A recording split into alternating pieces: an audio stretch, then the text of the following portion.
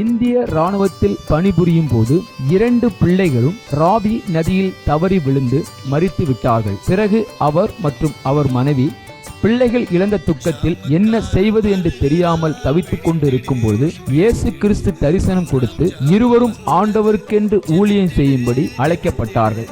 அவர்கள் செய்து வரும் சத்திய வேத ஆராய்ச்சி ஊழியம் ஆண்டவருடைய கிருபையால் வல்லமையாக நடைபெற்று வருகிறது. அவர்கள் கொடுக்கும் ஆண்டவருடைய வார்த்தையை நாம் கேட்போம்.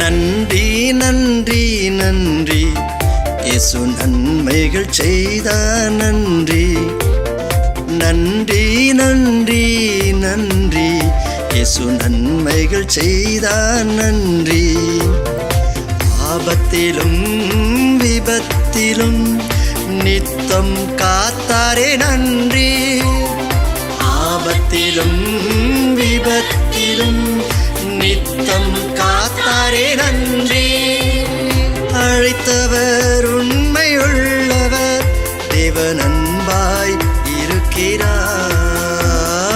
அழைத்தவர் உண்மையுள்ளவர், தேவன் அன்பாய் இருக்கிறார். நன்றி நன்றி நன்றி இயேசு நன்மைகள் செய்தார். நன்றி நன்றி நன்றி நன்றி இயேசு நன்மைகள் செய்தார். நன்றி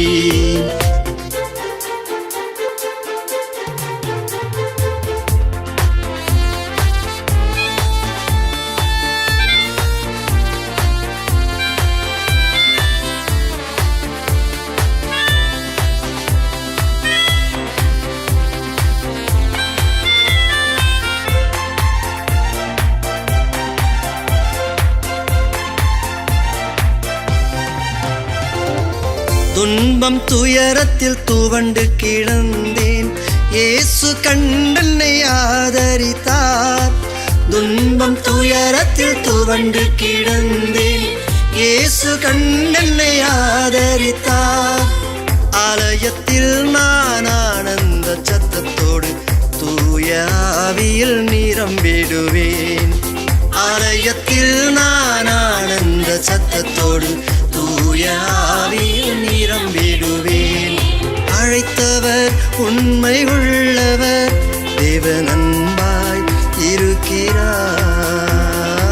அழைத்தவர் உண்மை உள்ளவர், தேவன் அன்பாய் இருக்கிறார். நன்றி நன்றி நன்றி இயேசு நன்மைகள் செய்தார். நன்றி நன்றி நன்றி நன்றி இயேசு நன்மைகள் செய்தார். நன்றி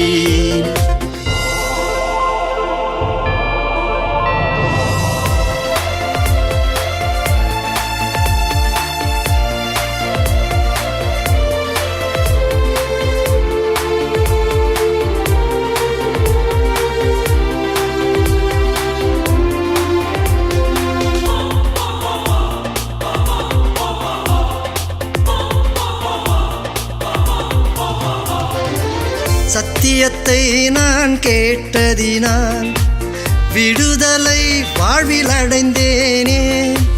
சத்தியத்தை நான் கேட்டதினால் விடுதலை வாழ்வில் அடைந்தேனே. சாத்தானை கர்த்தர் மிதித்ததினாலே சங்கடம் இனி இல்லை, துதித்திடுவேன். சாத்தானை கர்த்தர் மிதித்ததினாலே சாட்சியாய் நானும் வாழ்ந்திடுவேன். அழைத்தவர் உண்மை உள்ளவர், தேவன் அன்பாய் இருக்கிறார்.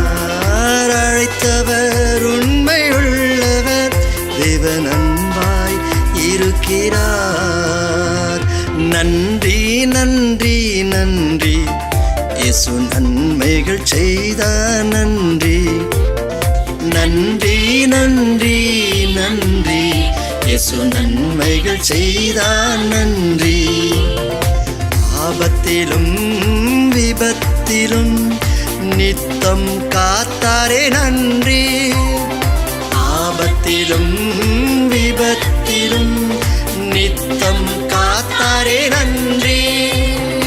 அழைத்தவர் உண்மை உள்ளவர், தேவன் அன்பாய் இருக்கிறார். அழைத்தவர் உண்மை உள்ளவர், தேவன் அன்பாய் இருக்கிறார். நன்றி நன்றி நன்றி இயேசு நன்மைகள் செய்தார் நன்றி. நன்றி நன்றி நன்றி இயேசு நன்மைகள் செய்தார் நன்றி.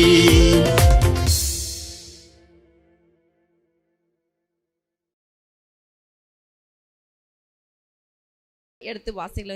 லூக்கா 21:36. ஆகையால் இனி சம்பவிக்க போகிற இவைகளுக்கெல்லாம் நீங்கள் தப்பி மனுஷகுமாரனுக்கு முன்பாக நிற்க பாத்திரவான்களாக எண்ணப்படுவதற்கு எப்பொழுதும் ஜெபம் பண்ணி விழித்திருங்கள் என்றார். ஹல்லேலூயா. எப்பொழுதும் எப்படி இருக்கணுமா? ஜெபம் பண்ணி விழித்திருக்கணும். இவைகளுக்கெல்லாம் நம்ம தப்பித்து கொள்ள ஆண்டவர் தான் நம்மளை தப்பிக்க வச்சுக்கிறார். ஹல்லேலூயா. இந்த 10 மாதம் நம்ம கடந்து வந்த பாதைகளை கொஞ்சோடு நம்ம திரும்பி பார்க்கலாமே. ஹல்லேலூயா.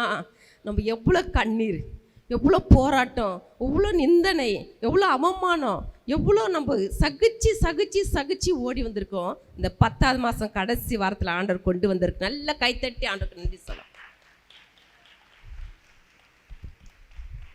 இவைகளுக்கெல்லாம் நம்ம என்ன பண்ணோம்? தப்பிச்சு கொள்ளணும். என்ன பண்ணோம்? தப்பிக்க என்ன பண்ணோம்? ஜெபத்தில் விழித்திருங்கள். ஜெபத்தை என்ன பண்ணோம்பா? இன்னும் நமக்கு வாழ்க்கையில் இன்னும் அதிகரிக்கணும். இன்னும் ஜெபத்தில் என்ன பண்ணோம்? முன்னேறணும். இன்னும் ஜெபத்தில் இன்னும் அதிகமாக காத்திருக்கணும். ஜெபம் என்ற வேலி நம்ம ஒவ்வொரு வீட்டுக்குள்ளே இருக்கணும். வசனம் என்ற வேலி நம்ம ஒவ்வொரு வீட்டுக்குள்ளே, நம்முடைய ஒவ்வொருடைய தனிப்பட்ட வாழ்க்கையிலும் இது நம்மளை வேலி எடுத்து பாதுகாக்கும். அல்லேலூயா. அப்போ இவைகளுக்கெல்லாம் நம்ம தப்பித்து கொள்ள என்ன பண்ணோம்? அவருக்கு முன்பாக நிற்க. யாருக்கு முன்பாக? அவர் வரும்போது அவருக்கு முன்பாக நம்மளை நிற்க, நம்மளை பாத்திரவான்களாக நிறுத்தும்படிக்கு நம்ம துதியா ஜெபத்தில் விழிப்போடு இருக்கணும். ஹல்லேலூயா ஹல்லேலூயா. ஏன் சொல்ல வரேன்னா, அந்த கடைசி நாட்களில் நம்ம நிறைய ஜெபிக்கணும். ஆலயத்துக்கு ஏன் வரோம்? ஆலயத்துக்கு எல்லாம் வரோம். எதுக்கு வரோம்? ஆலயத்துக்கு எதுக்கு வரோம்? எதுக்கு வரோம்? ஆலயத்துக்கு நம்ம வரோங்க. இப்போ ப்ரேயருக்கு வந்திருக்கோம். எதுக்கு வந்திருக்கோம்? ஜெபிக்க வந்திருக்கிறோம். ஆண்டவர் பாதத்தில் உட்கார வந்திருக்கிறோம். நம்ம கண்ணீருக்கு இங்கே தாங்க பதில். அல்லேலூயா. நம்ம கண்ணீர் எங்கெங்கோ போய் விடுறோம். நீ ஆலயத்தில் வந்து விடுற கண்ணீருக்கு இங்கே பதில் கிடைக்க போகுது. அல்லேலூயா. இந்த நாட்களில் ஆண்டவர் வந்து நம்ம கண்ணீருக்கெல்லாம் பதில் கொடுக்க போகிறாரு. யார் யார் கண்ணீர் விட்டு ஜெபிக்கிறீங்களோ அவங்க வாழ்க்கையில் ஆண்டவர் நிறைய அதிசயங்களை அற்புதங்களை செய்ய போகிறாரு. 17 யோவான் 17:9 சொல்லியிருக்கு. நான் அவர்களுக்காக வேண்டிக் கொள்கிறேன், உலகத்துக்காக வேண்டிக் கொள்ளாமல் நீர் எனக்கு தந்தவர்களுக்காக வேண்டிக் கொள்கிறேன், அவர்கள் உம்முடையவர்களாய் இருக்கிறார்களே. ஹல்லேலூயா. நம்ம முதல்ல யாருக்கு ஜெபிக்கணும்? நமக்கு தந்தவர்களுக்காக, நம்மளுக்கு கொடுத்த அப்பாக்காக, அம்மாக்காக, கணவனுக்காக, மனைவிக்காக, பிள்ளைகளுக்காக, சகோதரருக்காக, குடும்பத்துக்காக நம்ம என்ன பண்ணோம்? உறவுகளுக்காக, ரட்சிக்கப்படாதவங்களுக்காக நம்ம என்ன பண்ணோமா? ஜெபிக்கணும். ஏசப்பன் நம்மளுக்கு கொடுத்தவர்கள். ஹல்லேலூயா. அவருக்காக நம்ம பாரத்தோடு ஜெபிக்கும்போது, இந்த நாளில் கூட நம்ம பஸ்ஸில் ஒரு ப்ரேயர் போயிட்டு வந்துட்டு சொல்ல, பஸ்ஸில் ஒரு சகோதரி பக்கத்தில் வந்து உட்காந்தாங்க. அவங்க என்னோட கொஞ்ச நேரம் தான் பேசினாங்க, ஒரு 5 நிமிஷம். அதுக்குள்ளே என்னுடைய இறங்க வேண்டிய இடம் வந்ததுனால நான் இறங்கிட்டேன்.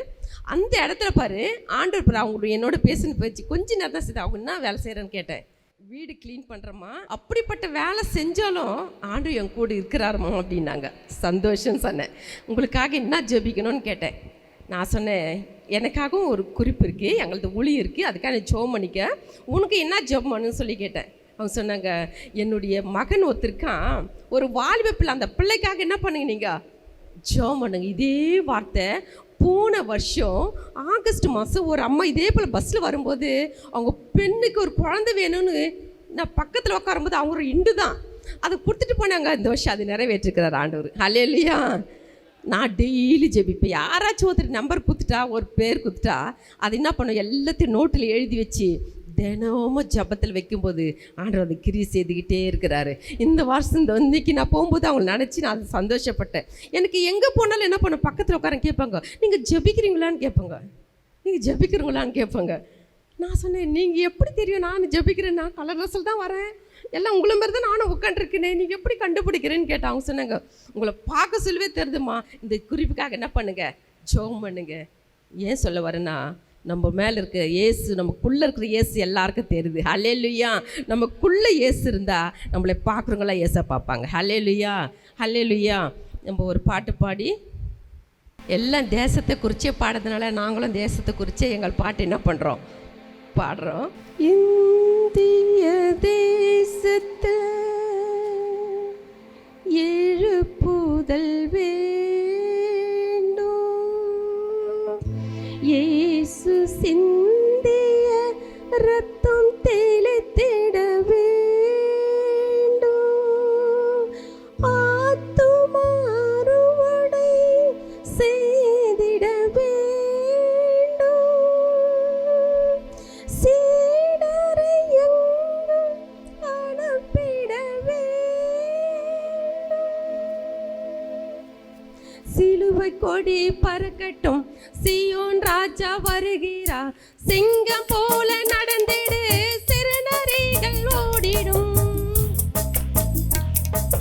சிலுவை கொடி பறக்கட்டும், சீயோன் ராஜா வருகிறார், சிங்கம் போல நடந்திடு, சிறுநரிகள் ஓடிடும். இந்தியாவில் வாழ்கின்ற மக்கள் ஒன்று சேரணும், இந்தியாவில் வாழ்கின்ற மக்கள் ஒன்று திரளணும், இமயம் முதல் குமரி வரை ஜெப ஆவி பொழியணும், இமயம் முதல் குமரி வரை ஜெப ஆவி பொழியணும், சிலுவை கொடி பறக்கட்டும், சீயோன் ராஜா வருகிறார், சிங்கம் போல நடந்திடு, சிறுநரிகள் ஓடிடும்.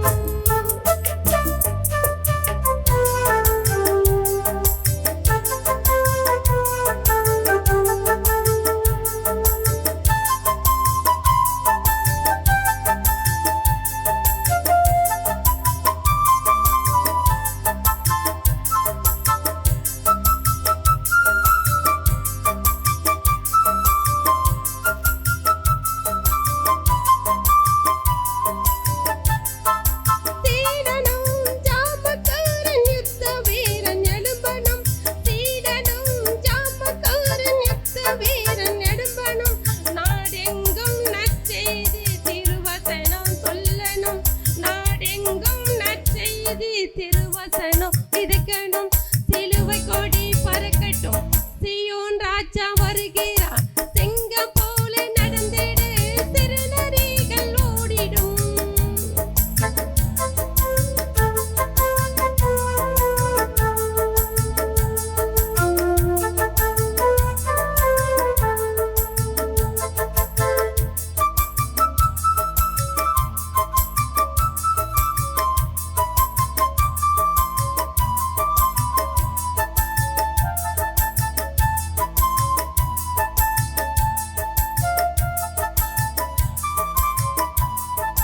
வறுமையிலும் பாவத்திலும் சாகும் ஜனத்தை மீட்கணும், வறுமையிலும் பாவத்திலும் சாகும் ஜனத்தை மீட்கணும், சாதி மதம் புதைக்கப்பட்டு இயேசு நாமம் போற்றணும், சாதி மதம் புதைக்கப்பட்டு இயேசு நாமம் போற்றணும், சிலுவை கொடி பறக்கட்டும், சீயோன் ராஜா வருகிறார், சிங்கம் போல நடந்திடு, சிறுநரிகள் ஓடிடும்.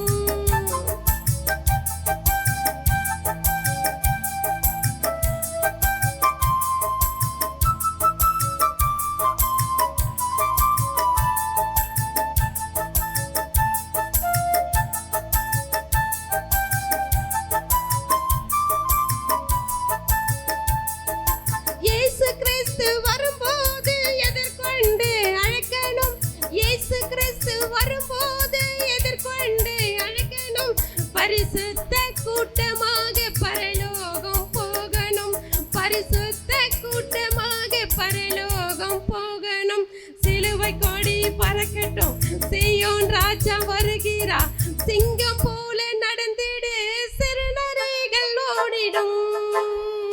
சிலுவை கொடி பறக்கட்டும், சீயோன் ராஜா வருகிறா, சிங்கம் போல நடந்திடு, சிறுநரிகள் ஓடிடும். ஜெபிக்கலாம். அப்பா உம்மை ஸ்தோத்திரிக்கிறப்பா, இந்த இரவு வேளையில் இந்த 12ஆம் மணி நேரத்தில் சுவாமி அப்பா நாங்கள் ஒன்று கூடி உம்மை நோக்கி பார்க்கிறோம் சுவாமி. எங்கள் ஒவ்வொரு இருதயத்தை பார்க்கிற தேவன் அப்பா ஸ்தோத்திரம். எங்கள் இருதயத்தை நோக்கி ஆண்டவரே, எங்கள் இருதயத்தில் இருக்கிற எல்லா காயங்களை ஆற்றுகிற தேவன் இந்த இடத்துல வந்திருப்பதுக்கா ஸ்தோத்திரப்பா. உமக்கு ஸ்தோத்திரம், உமக்கு ஸ்தோத்திரம். யார் யார் என்னென்ன காயத்தோடு என்னென்ன காயங்களோடு வந்திருக்கிறாங்களோ அந்த காயங்களை நீ ஆற்றி அனுப்ப போற கிருபைக்கா உமக்கு ஸ்தோத்திரப்பா. உமக்கு ஸ்தோத்திரம், உமக்கு ஸ்தோத்திரம், உமக்கு ஸ்தோத்திர ஐயா. வந்திருக்கிற ஒவ்வொரு பிள்ளைகளுக்கா, ஒவ்வொருடைய தனிப்பட்ட வாழ்க்கைக்கா ஜெபிக்கிறேசப்பா. இன்னும் ஒரு ஜப ஆவி ஒவ்வொரு மேல ஊற்றுங்கப்பா. இன்னும் ஜெபிக்கிற ஒரு ஜப ஆவி ஊற்றப்படட்டும் சுவாமி. இந்த கடைசி நாட்களில் ஐயா நாங்கள் ஜப ஆவியை பெற்றுக்கொண்டு, வசனத்தின் ஆவியை பெற்றுக்கொண்டு உமக்கு சாட்சிகளா நிற்க கிருபை தாங்கப்பா. உமக்கு ஸ்தோத்திரம், உமக்கு ஸ்தோத்திரம், உமக்கு ஸ்தோத்திரம் ஐயா. வந்திருக்கிற பிள்ளைகள் ஒவ்வொரு குடும்பங்களுக்கா நாங்கள் ஜெபிக்கிறோம். குடும்பத்தில் இருக்கிற கணவன் மனைவி பிள்ளைகளுக்கா நாங்கள் ஜெபிக்கிறோம். குடும்பங்களை நீர் ஆசீர்வதிங்கப்பா. ஸ்தோத்திரம், உமக்கு ஸ்தோத்திரம்.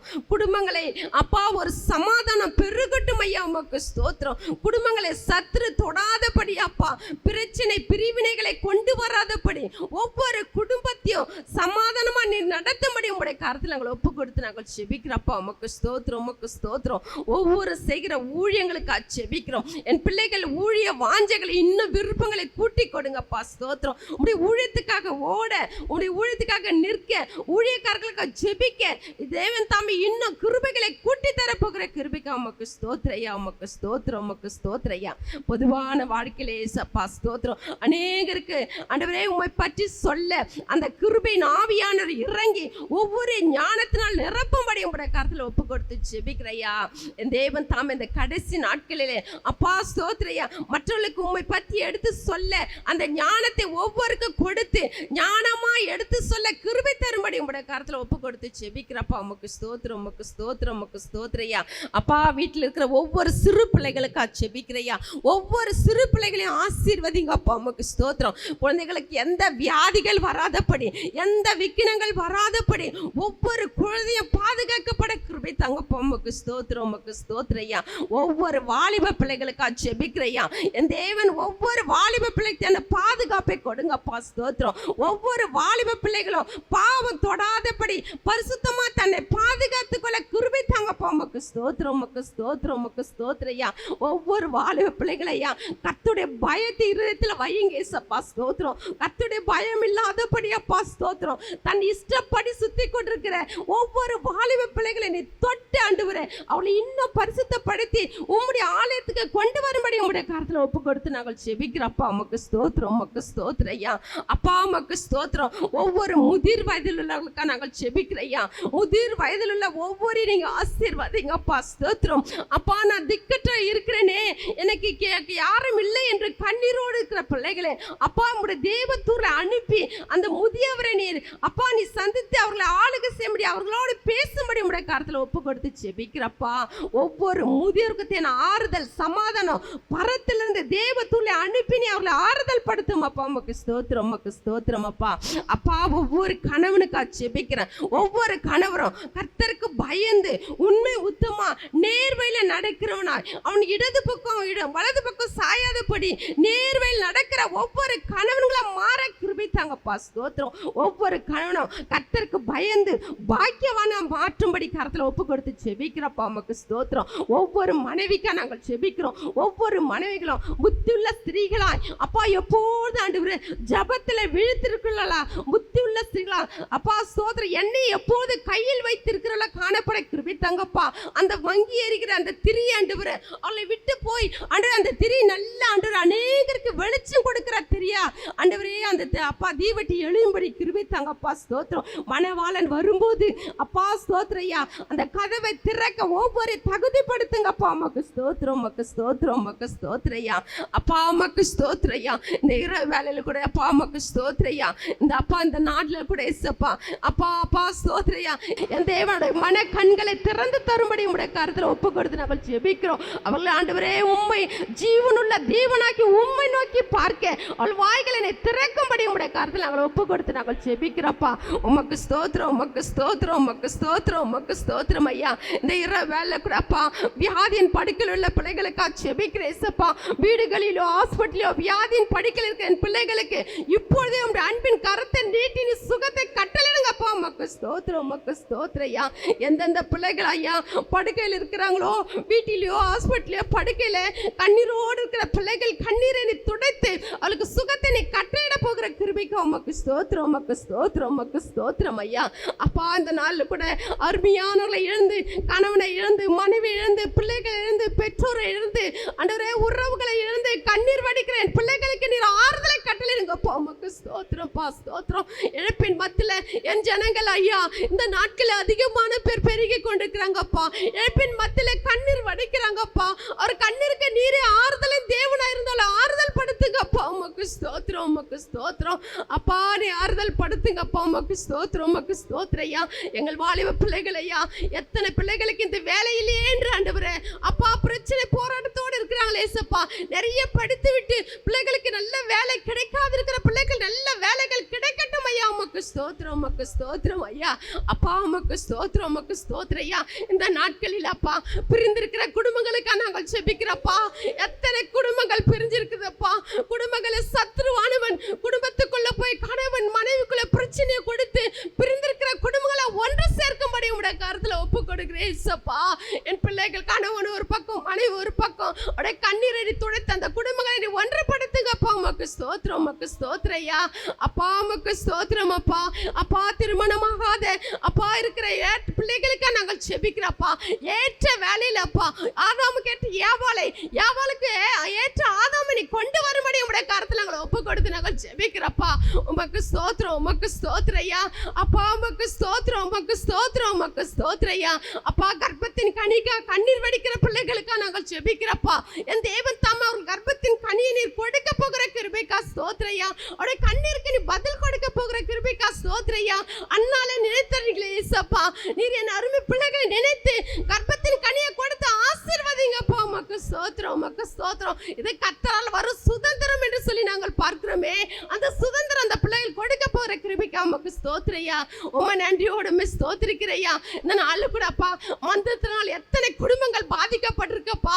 அந்த மந்திர ஆவிகளை இயேசு நாமத்தில் நாங்கள் நிர்மலமாக்கி இந்த வேலையில ஜெபிக்கிறப்பா. அந்த மந்திரங்களை செயலிழந்து போகணும் ஏசப்பா. அந்த மந்திரவாதி தொட்டு ரட்சித்து உம்முடைய பிள்ளையா உம்முடைய ஊழியக்காரனை மாற்றமடைய உடைய கருத்துல ஒப்பு கொடுத்து ஜெபிக்கிறப்பா. இந்த வேண்டிதான் ஏசப்பா. மந்திரவாதிகளை தொடங்க ஏசப்பா. இந்த இரவில் நாங்கள் ஜெபிக்கிறோம். மந்திரங்களை ஒன்றுமில்லாமல் போகணும். அது செயலிழந்து போகிற கிருபைக்கா உமக்கு ஸ்தோத்திரம், உமக்கு ஸ்தோத்திரம், உமக்கு ஸ்தோத்திரம் ஐயா அப்பா. உமக்கு நன்றி அப்பா. உம்முடைய ஊழியத்தை உண்மை உத்தமா செய்து கொண்டிருக்கிற ஒவ்வொரு ஊழியருக்கா நாங்கள் ஜெபிக்கிறப்பா. உம்முடைய ஊழியத்தை செய்கிற பிள்ளைகளுக்கு இன்னும் பலத்தை சுகத்தை ஆரோக்கியத்தை கொடுங்கப்பா. ஸ்தோத்திரம், ஸ்தோத்திரம். பலவீனமா இருக்கிற ஊழியரெல்லாம் தொட்டு சுகத்தை கொடுத்து இன்னும் எழுப்பி பிரகாசி என்று சொல்லி அந்த ஊழியர்களை நீ எழுப்பி கட்டும்படி உடைய கருத்துல ஒப்பு கொடுத்து நாங்கள் ஜெபிக்கிறப்பா. எழுப்பி உமக்கென்று பிரகாசிக்கட்டும், உமக்கென்று ஓடட்டும், உமக்கென்று நிக்கட்டும். இன்னும் சுகம் பலன் ஆரோக்கியத்தை கொடுத்து நீர் இன்னும் ஊழியத்தை பெருக செய்ய போகிற கிருபைக்கா உமக்கு ஸ்தோத்திரம் அப்பா. ஸ்தோத்திரம். ஒவ்வொரு ஊழியருக்காக அவர் மனைவி பிள்ளைகளுக்காக நாங்கள் ஜெபிக்கிறோம்ப்பா. குடும்பங்களை ஆசீர்வதிங்கப்பா. ஊழியம் செய்கிற உங்களுடைய பிள்ளைகள் குடும்பங்களை ஆசீர்வதிங்கப்பா. குடும்பத்தை சத்துரு தொடாதபடி இசப்பா. அந்த குடும்பங்களை அப்பா அநேகருக்கு சாட்சியா நிறுத்துங்க இசப்பா. அந்த ஊழியர் குடும்பத்தின் தேவைகளை சந்திங்க இசப்பா. உமக்கு ஸ்தோத்திரம், உமக்கு ஸ்தோத்திரம் அப்பா. இந்த அருமையான நாளில் கூட அப்பா உமக்கு ஸ்தோத்திரம், உமக்கு ஸ்தோத்திரப்பா. அருமையாண்டவரே ஸ்தோத்திரையா. சபைக்கு வந்திருக்கிற பிள்ளைகளுக்காக நான் ஜெபிக்கிறப்பா. கணவன் வர முடியல, மனைவி வர முடியல, பிள்ளைகள் வரலையே என்று கண்ணீரோடு வருகிற பிள்ளைகள் குடும்பமா உடைய ஆலயத்துக்கு வர என் தேவன் ஒவ்வொரு கிருபை தாங்கப்பா. உமக்கு ஸ்தோத்திரம், உமக்கு ஸ்தோத்திரையா.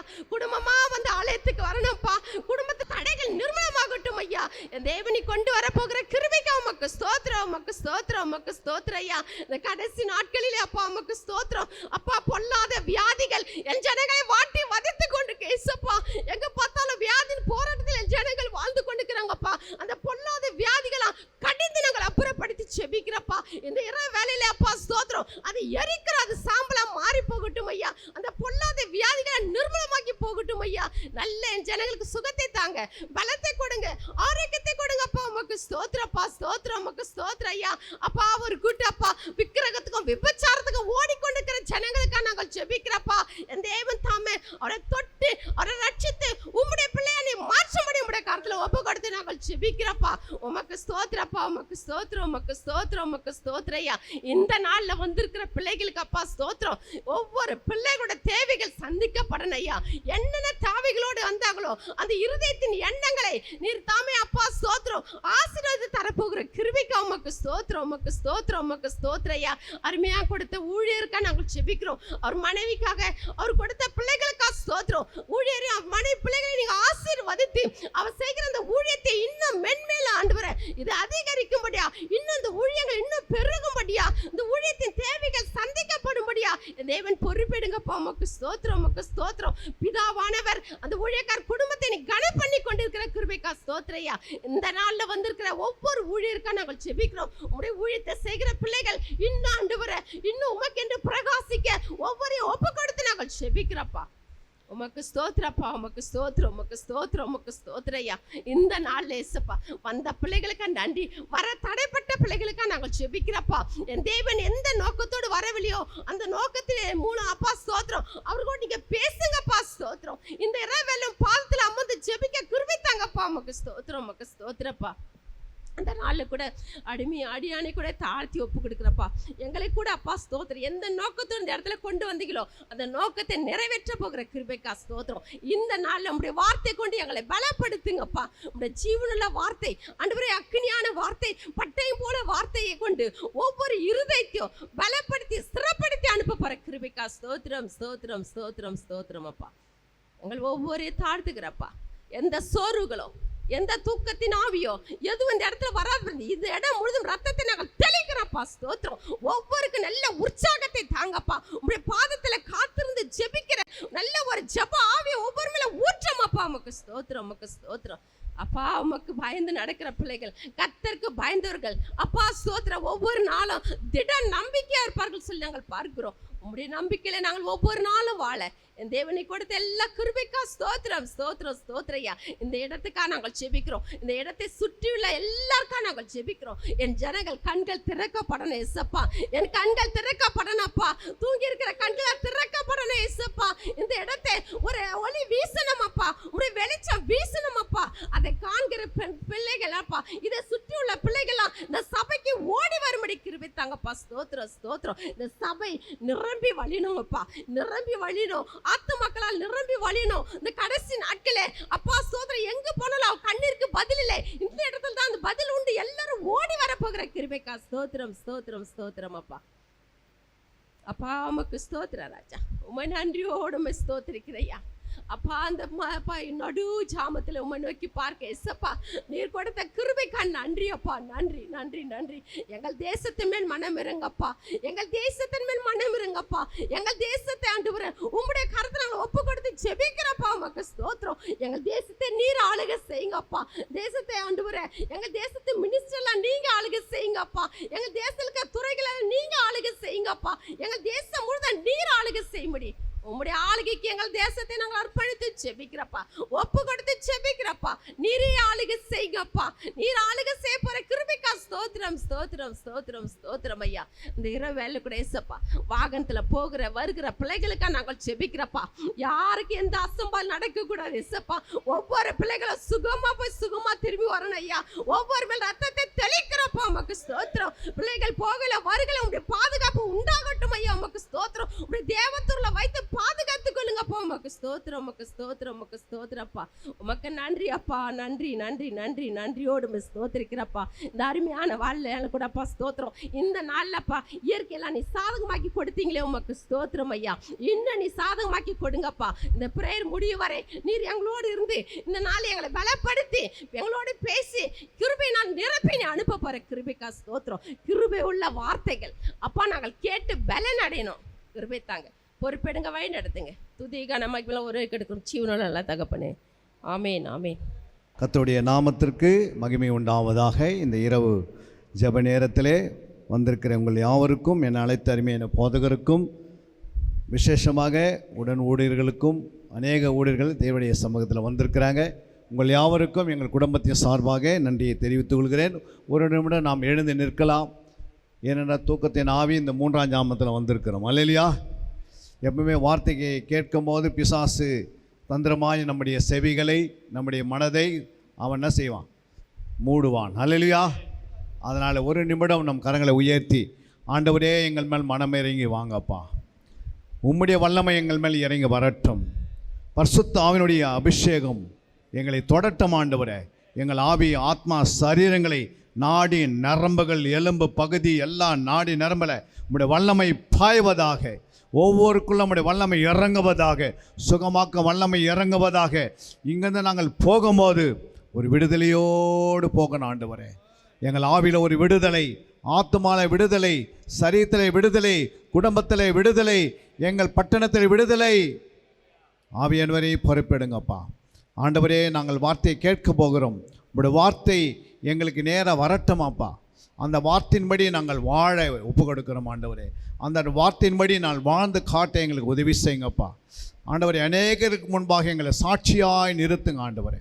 ரீகாலா பாலா ஷக்கா ராதினிகராபா. தேவ மகிமை ஒவ்வொரு மலை இறங்கி வரட்டும் ஆண்டவரே. ஹல்லேலூயா, ஹல்லேலூயா, ஹல்லேலூயா. ஜாமக்காரன் வருகிறான், விழித்திடு விழித்திடு, 3ஆம் ஜாமம் வந்தது, ஜெபித்திடு ஜெபித்திடு. ஜாமக்காரன் வருகிறான், விழித்திடு விழித்திடு, 3ஆம் ஜாமம் வந்தது, ஜெபித்திடு ஜெபித்திடு. ஜாமக்காரன் வருகிறான், விழித்திடு விழித்திடு, 3ஆம் ஜாமம் வந்தது, ஜெபித்திடு ஜெபித்திடு. ஜெப ஆவி உலகத்தில் மழையாய் பெய்யணும், ஜெகத்தை ரட்சிக்கும் அக்கினி இறங்கணும்.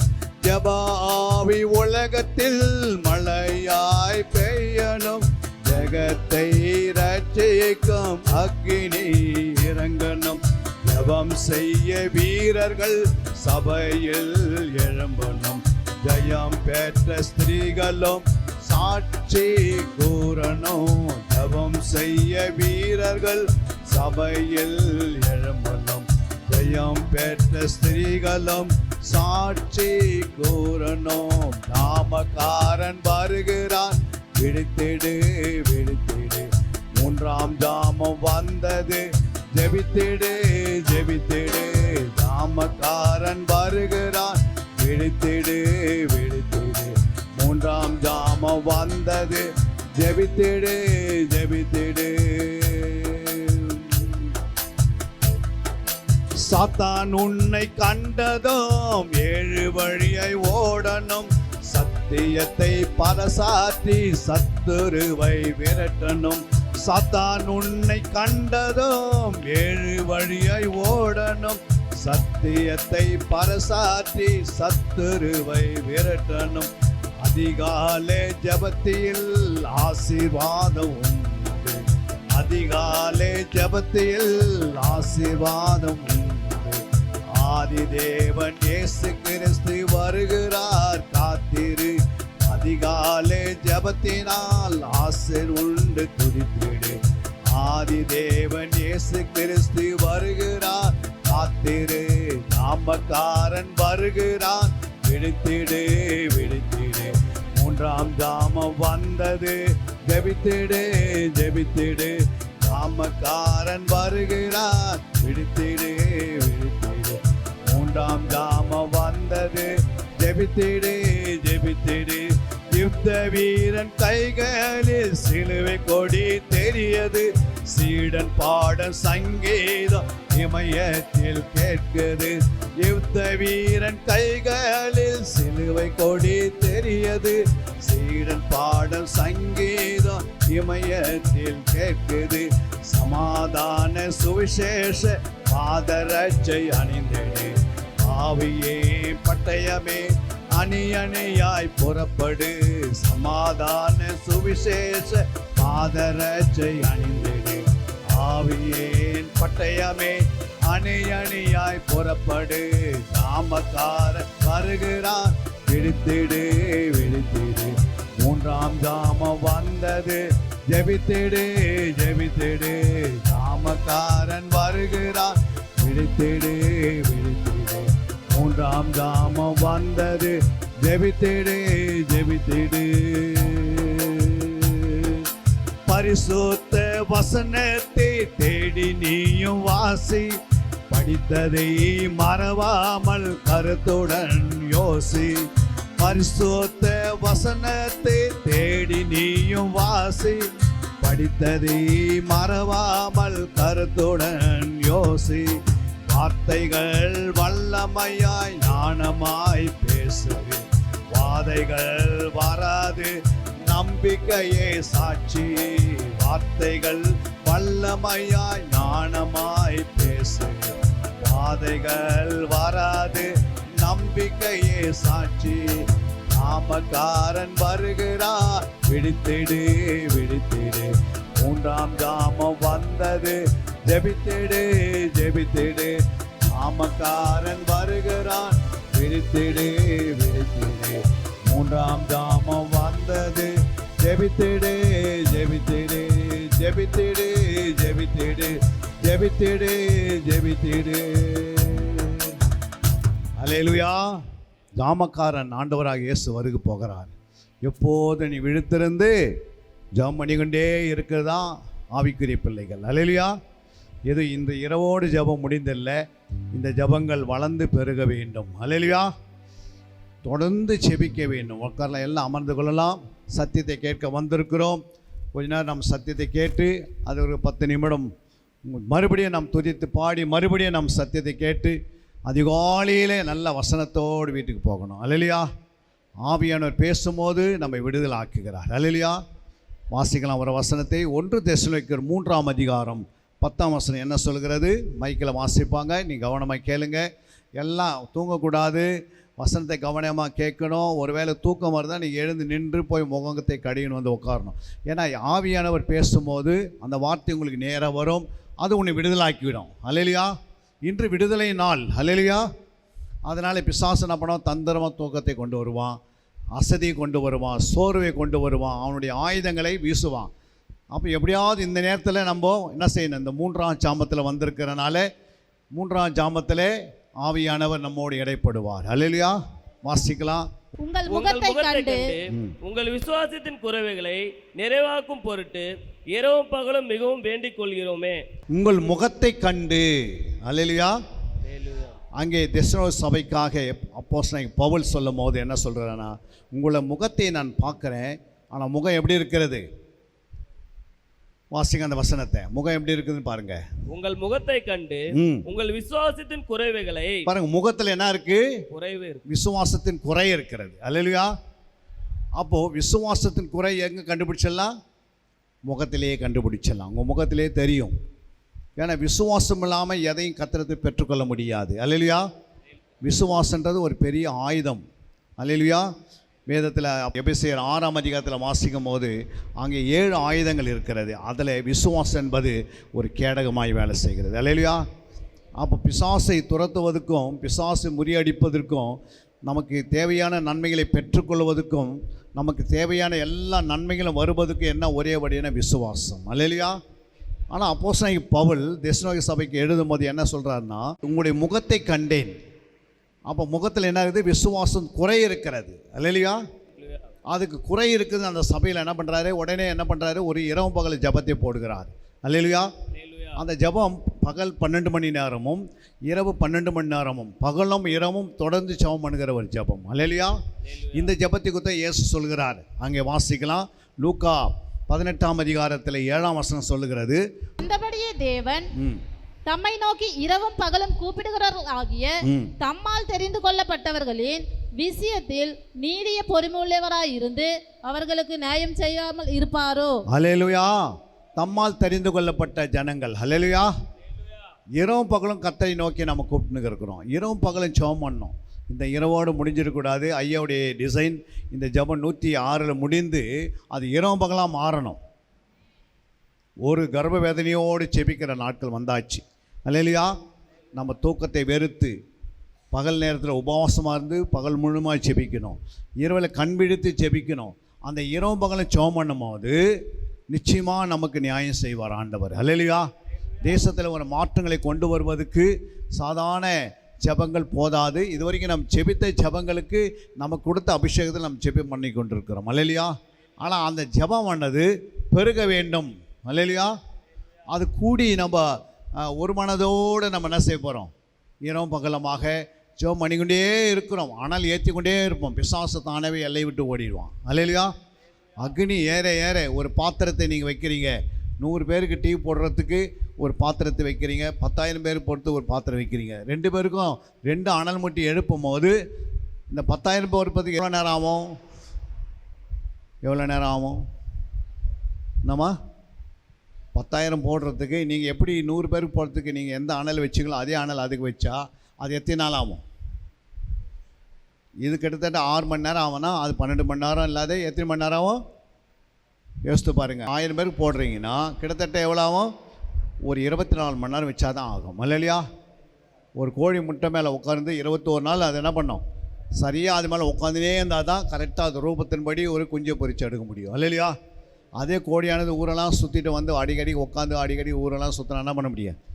அப்போ தொடர்ந்து ஜெபங்கள் நம்முடைய ஆவிக்குரிய ஜீவியத்தில் இந்த ஜெபத்தை ஏறெடுக்க வேண்டியது ஆவிக்குரிய பிள்ளைகள். அல்லேலூயா. நம்ம எல்லாம் சேர்ந்து ஜெபத்தில் அதிகமாக இந்த ஜெபத்தை போட்டுக்கிட்டே இருக்கீங்கன்னா ஜெபம் அதிகமாக குறைஞ்சி போயாச்சு. பட்டாபுரம் பகுதியில் நாங்கள் 21 மணி நேரம் மாதம் ஒரு ஜெபத்தை வைப்போம். காலையில் 8 மணிக்கு ஆரம்பித்து மறுநாள் காலை 5 வரைக்கும் அந்த மண்டபத்தை விட்டு வெளியே போக மாட்டேன். புரியுங்க? என்ன யார் கூப்பிட்டாலும் வெளியே போக மாட்டோம். மண்டபத்தில் 21 மணி நேரம். புரியுதுங்களா?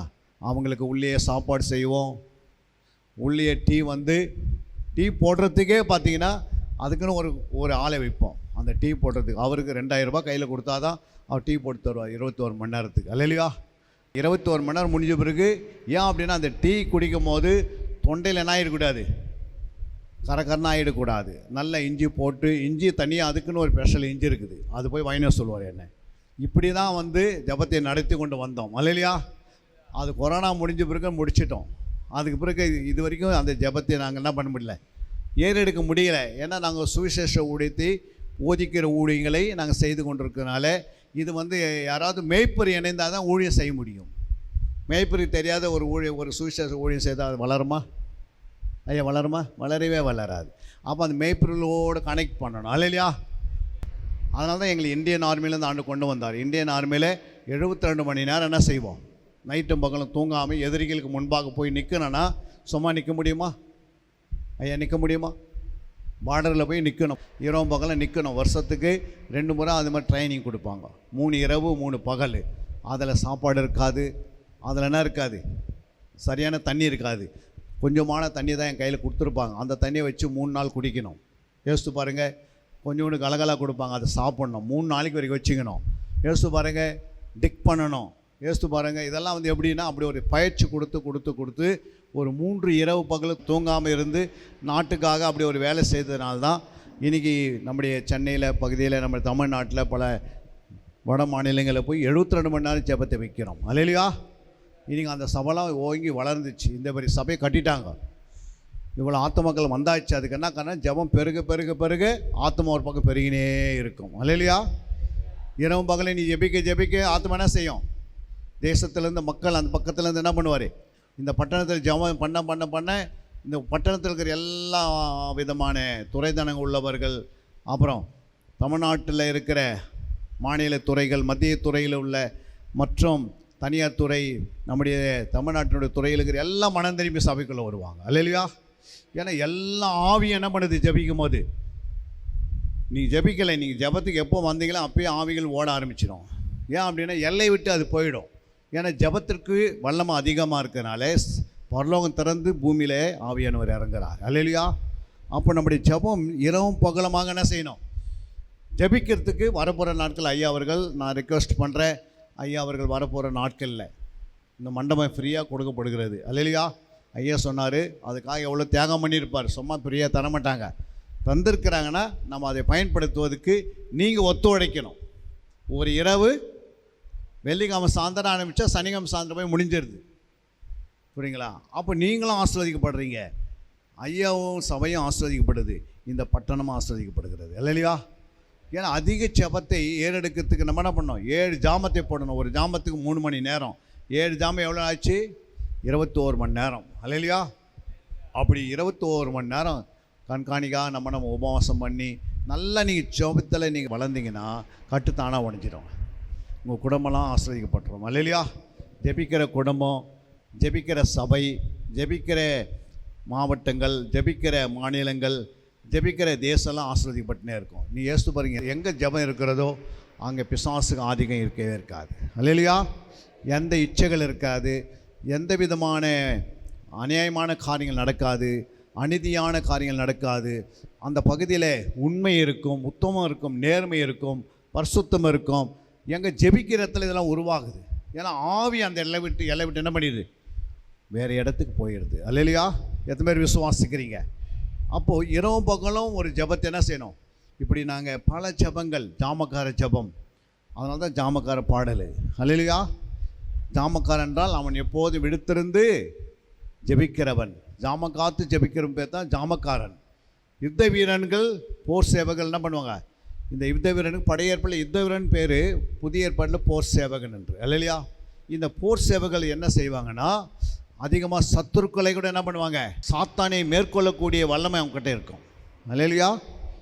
சத்துருக்களை மேற்கொள்ள அளவுக்கு என்ன இருப்பாங்க? நல்ல யுத்தத்தில் எப்படி நிற்பாங்க? முன்னாடி நின்று போர் செய்வாங்க. அல்லையா?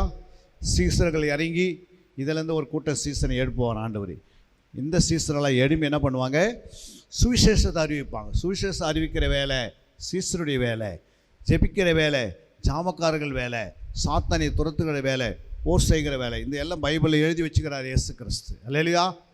ஆனால் நம்ம அது கண்ணுக்கு தெரியவே மாட்டேங்குது. நமக்கு ஒன்று தெரியுது, விசுவாசி அப்படின்னு தான் தெரியுது. அல்லையா? நம்மளாம் விசுவாசி இல்லை, நம்ம ஒரு ஜாமக்காரர்கள். எத்தனை ஜாமக்காரர் இருக்க விரும்புகிறீங்க? எல்லாமே ஜாமக்காரா? 3 மணி நேரம் முழுங்கால் நின்று ஜெபிக்கணும். 1 மணி நேரம் ஃபஸ்ட்டு ஜெபம் பண்ணிக்க, அடுத்த வருஷம் வரும்போது 2 ஹவர் ஜெபம் பண்ணுங்க, 3ஆவது வருஷத்தில் 3 மணி நேரம் ஜெபி. இப்படி ஒரு ஜாமக்காரனை போல முழுங்கால் நின்று ஜாமங்காத்து ஜெபிக்கணும். அல்லையா? பதிவடி பண்ணி ஜெபிக்கணும். சாத்தானை மேற்கொள்வதற்கு ஜெபம் மிக அவசியம். அல்லையா? 2வது நல்ல போர் சேவகனாக என்ன செய்யணும்? சத்துருக்களை மேற்கொள்ளணும், பாவத்தை மேற்கொள்ளணும், எந்த பாவத்துக்கு அடிமையாகிடக்கூடாது. அப்போ அந்த போர் சேவகனுடைய வேலை என்ன அப்படின்னா, அவனிடத்தில் ஆயுதங்கள் அதிகமாக இருக்கும். அல்லையா? இப்போ யுத்த வீரனுக்கு கையில் கத்தி இருக்கும். புரியுங்களா? ஜாமக்காரங்களுக்கு கையில் கத்தி இருக்காது, கேடகம் இருக்கும். கேடகம். சீசனுடைய கையில் கோல் இருக்கும். புரியுங்களா? இப்படி நீங்கள் போய் பார்த்து பாருங்கள் யூடியூப்பில், இல்லை நீங்கள் கூகுளில் போய் பாருங்கள். சீசன் என்றால் அவன் கையில் என்ன இருக்கும்?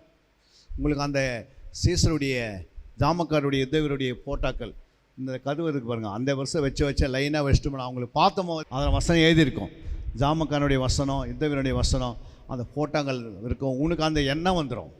இதில் பார்த்தீங்கன்னா இதில் உடைய இந்த சுவர் பின்னாடி, அதாவது ஒரு பெரிய வால் போஸ்ட் ஒட்டினோம்னா அந்த ஜாமக்கார் இதெல்லாம் பார்த்தீங்கன்னா உங்களுக்கு அந்த எண்ணம் வந்துடும். அப்படி ஜெபம் பண்ணுறதுக்கு, அது வீரனை போல் வாழ்வதற்கு, சீசனை போல் சுவிசேஷம் அறிவிக்கிறதுக்கு அப்படியேப்பட்ட எண்ணங்கள் வரும். இல்லையா? அப்போ அதெல்லாம் பார்க்கணும். அதெல்லாம் ப்ராக்டிக்கலாக பண்ணி செய்தோம்னா நடக்கும். இதுக்கு நடக்கிறதுக்கு தான் இன்றைக்கி ஆண்டவர் கொண்டு வந்திருக்கிறார். ஐயோடு இணைச்சிருக்கிறார்.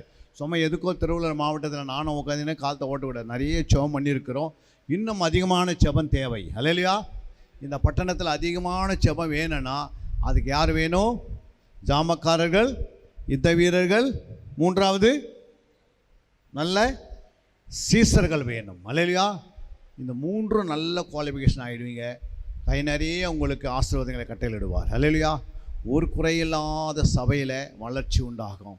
நிறைய ஆத்துமங்கள் அறுவடைகளை பார்ப்பீங்க. இப்போ நம்ம வேதத்தில் சாத்தான் ஜபத்திற்கு எதிரி. அல்லேலூயா. சாத்தான் யார்? ஒரு ஜபத்துக்கு எதிரி. 1 நாளாகத்தில் 21ஆம் அதிகாரம் 1 வாசித்தீங்கன்னா அவன் என்ன செய்வான்னா, ஏவி விடுகிறவன். சாத்தான் இஸ்ரவேலுக்கு விரோதமாய் எழும்பி இஸ்ரவேலை தொகையிடுவதற்கு தாவீதை ஏவி விட்டது. பாருங்க, அவனுடைய வேலை என்ன தெரியுங்களா? திடீர்னு டக்குன்னு ஏவி விடுவான். யாரே? தேவனுடைய பிள்ளைகளை. அல்லேலூயா. தேவையில்லாத காரியங்களுக்கு ஏவி விட்டு சில பிரச்சனைகளை கொண்டு வருகிறவன் சாத்தான். அதனால தான் நம்ம மிக ஜாக்கிரதையாக இருக்கிறோம். அவனுக்குள்ள ஒரு ஆயுதம் இருக்குது. அவன் எப்பவுமே என்ன செய்வான்? ஏவி விடுகிறவன். புரியுங்களா? குடும்பத்துக்கு விரோதமாக, சபைக்கு விரோதமாக, பட்டணத்துக்கு விரோதமாக, குடும்பத்தில் இருக்கிற சில ப்ராப்ளத்தை அவன் ஏவி விடுவான். அல்லேலூயா. நீங்கள் அமைதியாக காத்திருந்து ஜெபம் பண்ணினே இருக்கணும். அவன் ஏவி விடுகிற நமக்கு நல்லா தெரியும். 2வது அவன் யார் என்றால், ஆதியாகமம் 3ஆம் அதிகாரம் 13ஆம் வசனம். அவனுடைய ஆயுதங்களை குறித்து கொஞ்சம் நல்லா தெரிஞ்சுக்கிட்டு தான் இந்த வசனங்கள். அப்பொழுது தேவனாகிய கர்த்தர் ஸ்திரீயை நோக்கி, நீ இப்படி செய்தது என்ன என்றால், ஸ்திரீயோடு சர்ப்பம் என்னை வஞ்சித்தது, நான் புசித்தேன் என்றால். அல்லேலூயா. பிசாசன் வஞ்சிக்கிறவன். 2வது என்னது? தந்திரமாக வஞ்சிப்பான். போன் போட்டு போட்டு போட்டு உனக்கு இந்த பொருளை வாங்க வாங்க வாங்கன்னு சொல்லுவான். இது மாதிரி சில கேஸில் வருவான். புரியுங்களா? அதனாலே வஞ்சனைக்குள்ளே நீங்கள் அகப்படாத இருக்கணும்னா அவன் வஞ்சிக்கிறவன். வஞ்சிக்கிறவன் என்ன செய்வான்? இச்சையை கொண்டு வஞ்சிப்பான். புரியுங்களா? நீங்கள் எப்படி இருக்கிறீங்கன்னு தெரிஞ்சு உங்களை பார்த்து வஞ்சித்திருவான். ஆதியிலே 3ஆம் அதிகாரத்தில், ஆதியாகமம் 3ஆம் அதிகாரத்தில் பிசாசு ஏவாளை வஞ்சித்தான். அந்த வஞ்சனையில் நாம் சிக்கிக்கொள்ளக்கூடாது கடைசி நாட்கள். அல்லேலூயா. அதனால் நீங்கள் ஒரு முறை சொல்கிற வார்த்தையை 10 முறை அவங்க திருப்பி திருப்பி சொல்கிறாங்கன்னா நீங்கள் வஞ்சிக்கப்படுறீங்கன்னு அர்த்தம். அதுக்கு இடம் கொடுத்தீங்கன்னா. ஒரு முறை சொன்ன பிறகு நீங்கள் ஓகே சொல்லி முடிக்கணும், இல்லை இல்லைன்னு சொல்லி முடிச்சிடணும். அடிக்கடிக்கு பேசுகிறாங்கன்னா அந்த காரியத்தில் வஞ்சிக்கிறாங்கன்னு அர்த்தம். அல்லேலூயா. நீங்கள் எந்த இதில் சிக்கிக்கொள்ளாதபடிக்கு பிசாசனும் ஆதியிலே ஆதாமையும் வியாபாரி என்ன பண்ணியிருக்கிறான்? வஞ்சித்திருக்கிறான். அதனாலே அப்படிப்பட்ட வஞ்சனைக்குள் நாம் போகாதபடி நமக்கு வர நன்மையை நாம் இழந்து போயிடுவோம். 3வதாக அங்கே பார்க்கிறோம். அங்கே வாசிக்கலாம். 2 Thessalonians 2:4. அவன் எதிர்த்து நிற்கிறவனாயும் தேவன் என்னப்படுவது எதுவோ, ஆராதிக்கப்படுவது எதுவோ, அவன் எல்லாவற்றிற்கும் மேலாக தன்னை உயர்த்துவனாயும் தேவனுடைய ஆலயத்தில் தேவன் போல உட்கார்ந்து தன்னைத்தானே தேவன் என்று காண்பிக்கிறவனாயும் இருப்பான். அல்லேலூயா. முதல் அவன் என்ன செய்யணும்? எதிர்த்து நிற்கிறவன். புரியுங்களா? எதிர்த்து பேசுவான். அந்த அப்பயே உங்களுக்கு தெரிஞ்சிடும் உனக்குள்ள அந்த ஆவி வந்திருக்குதுன்னு. அல்லேலூயா. நீங்கள் யாரையும் ஊழியக்காரி எதிர்த்து பேசக்கூடாது. குடும்பத்தில் யாரையும் எதிர்த்து பேசக்கூடாது. புரியுதுங்களா? தன்னைத்தான் தாழ்த்துக்கினே இருக்கணும் எப்பவுமே. அல்லேலூயா. எதிர்த்து பேசுகிறவர்கள் அந்த ஆவி உடையவர்கள். அதனால் அவன் எதிர்த்து பேசுகிறவன் ஆண்டவரை போல என்ன செய்வான்? அந்த சீட்டில் வந்து உட்காருவான் ஒரு நாள் வரும்போது. அதனால தான் மிக ஜாக்கிரதையாக இருக்கணும். நம்ம யாரும் என்ன பண்ணக்கூடாது? எதிர்க்கக்கூடாது. அல்லேலூயா. நேசிக்க தான் ஆண்டவர் சொன்னார். அன்பு கூற தான் சொன்னார். யாருனாலும் அன்பு கூறு. அல்லேலூயா. அன்பினால தான் எல்லாத்தையும் கட்டி எழுப்ப முடியும். வேறு எதனாலையும் நம்ம எழுப்பவே முடியாது. நம்ம எதிர்க்கிறவளாக இருக்கக்கூடாது, எதிர்த்து பேசுகிறவளாக இருக்கக்கூடாது, எதிர்த்து நிற்கிறவளாக இருக்கக்கூடாது. 4வதாக அங்கே பார்க்கிறோம். அங்கே சங்கீதம் 119 157. ஆனாலும் உடைய சாட்சிகள் விட்டு விலகி. விரோதிக்கிறவன் பிசாசு யாரு? விரோதத்தை ஒருவருக்கு ஒருவர்.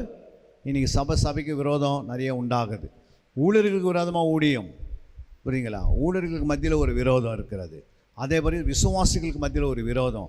அதே பிறகு குடும்பத்தில் விரோதம். புரியுங்களா? கணவன் மனைவிக்குள்ள விரோதம். உங்கள் சொந்த பந்தத்தில் விரோதம். மாமியார் வீட்டில் விரோதம். நீங்கள் ரட்சிக்கப்பட்டுட்டீங்க, அந்த வீடு ரட்சிக்கப்படுறதுக்காக தான் ஜெபம் பண்ணணும். அல்லேலூயா. நீங்கள் என்றைக்கு ரட்சிக்கப்பட்டீங்களோ உங்கள் மாமியார் முழு குடும்பம் ரட்சிக்கப்பட்டு வரணும். அதுக்காக நீங்கள் காத்திருக்கணும்.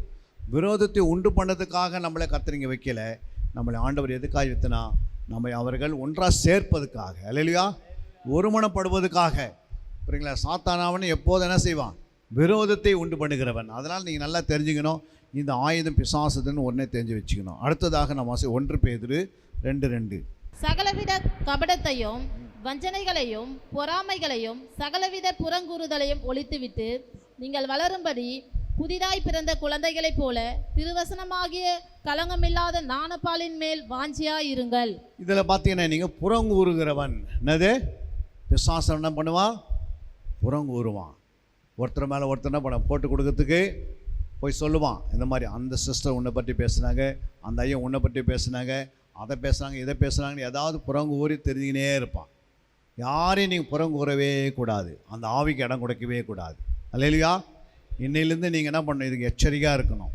வஞ்சிக்கிறவன், ஏவி விடுகிறவன், எதிர்த்து நிற்கிறவன், விரோதிக்கிறவன், புறங்கூறுகிறவன்.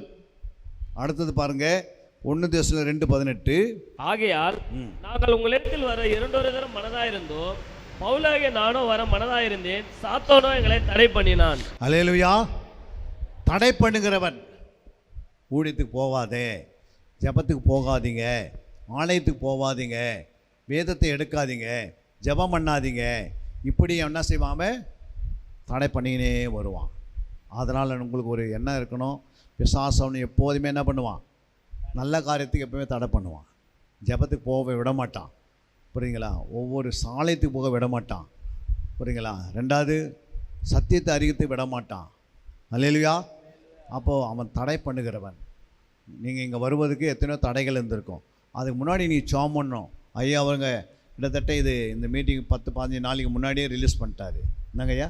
உடனே அப்போதுலேருந்தே ஜெபம் பண்ண ஆரம்பிச்சிடணும். ஆண்டவரே அன்றைக்கி தான் நீங்கள் என்ன பண்ணுற, அன்றைக்கி புறப்படும் போது ஜெபம் பண்ணிட்டு வந்தீங்கன்னா பிசாசு தடை பண்ணுவான். முன்னாடியே நீங்கள் அதுக்காக தொடர்ந்து ஜெபம் பண்ணிடணும். அல்லேலூயா. தடை பண்ணுகிறவன் பிசாசு. இன்றைக்கி நீங்கள் வரீங்க, நாளைக்கு பெரிய ஆசீர்வாதம் உங்களுக்காக. அந்த ஆசீர்வாதத்தை அவன் தடை பண்ணிவிடுவான். இன்றைக்கி ஆண்டவர் தான் ஒரு கர்ப்பத்தின் கனியை குழந்தை வைக்கிற நேரம். அநேகத்துக்கு பிசாசு உங்களை தடை பண்ணி வீட்டில் வச்சுடுவான். அல்லேலூயா. இன்றைக்கி கர்த்தர் உங்களுக்கு ஒரு விடுதலை ஆகிற நேரம், இல்லை குடும்பத்தில் ஒரு பெரிய ஆசீர்வாதத்தை உண்டாக்குற நேரம், இல்லை சபை விருத்தி அடைவதுக்கு ஒரு நேரம். அல்லேலூயா. இந்த நாள் தான் ஒரு முக்கியமான நாளாக இருக்கும். அன்றைக்கி தான் அவன் ஸ்டாப் பண்ணுவான்.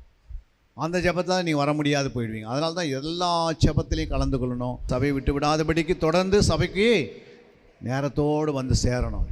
ஏன்னா அந்த ஆசீர்வாதங்கள் வரும்போது உங்களுக்கு கிடைக்கிறது. இல்லை அவன் என்ன பண்ணுவான்? தடை பண்ணுகிறவன். அல்லேலூயா. அடுத்ததாக மார்க் 4:15.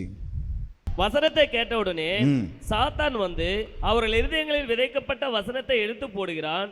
இவர்களே வசனம் விதைக்கப்படுகிற வழியருகானவர்கள். அல்லேலூயா. இந்த வசனத்தை, ராஜ்யத்தினுடைய வசனத்தை நீங்கள் கேட்குறீங்க. கேட்டு வீட்டுக்கு போகிறதுக்கு முன்னாடியே அந்த வசனத்தை என்ன பண்ணிவிடாம சொல்லுங்கம்மா, உங்கள் வசனத்தை உங்கள் இருதயத்தை என்ன பண்ணிவிடுவான்? எடுத்து போடுகிறவன், அதாவது திருடி கொள்கிறவன், பறித்து கொள்கிறவன். அவன் என்ன பண்ணுவான்? வசனம் இருதயத்தில் இருக்கக்கூடாது. புரியுங்க? உங்கள் இருதயத்தில் என்ன இருக்கக்கூடாது? அதை அவன் 37-31 வாசிக்கிறோம். சங்கீதம் 37-31. அவனுடைய தேவன் அருளிய வேதம் அவன் இருதயத்தில் இருக்கிறது, அவன் நடைகளில் ஒன்றும் பிசுக்குவதில்லை. இந்த வசனம் இருதயத்தில் இருக்குது, நடைகள் என்ன பண்ணாது?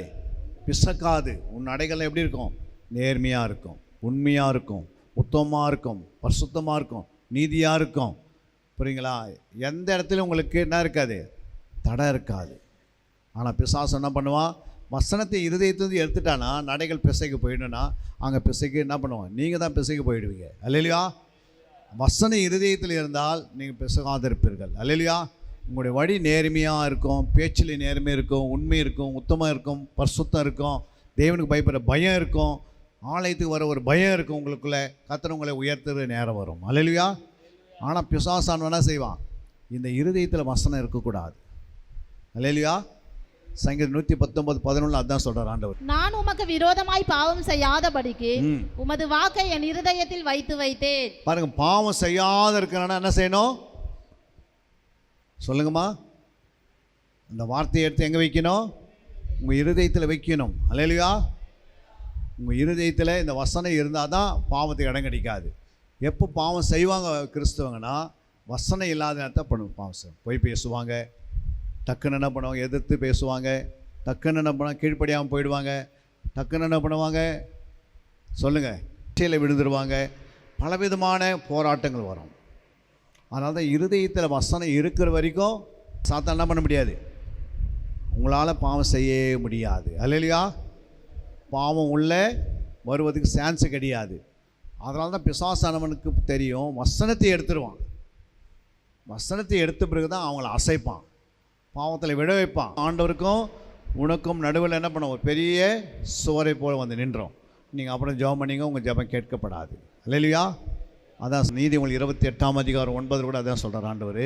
கேளாதபடி தன் செவியை விலகுவனுடைய ஜெபமும் அருவருப்பானது. பாருங்க, வேதத்தை கேளாதபடி.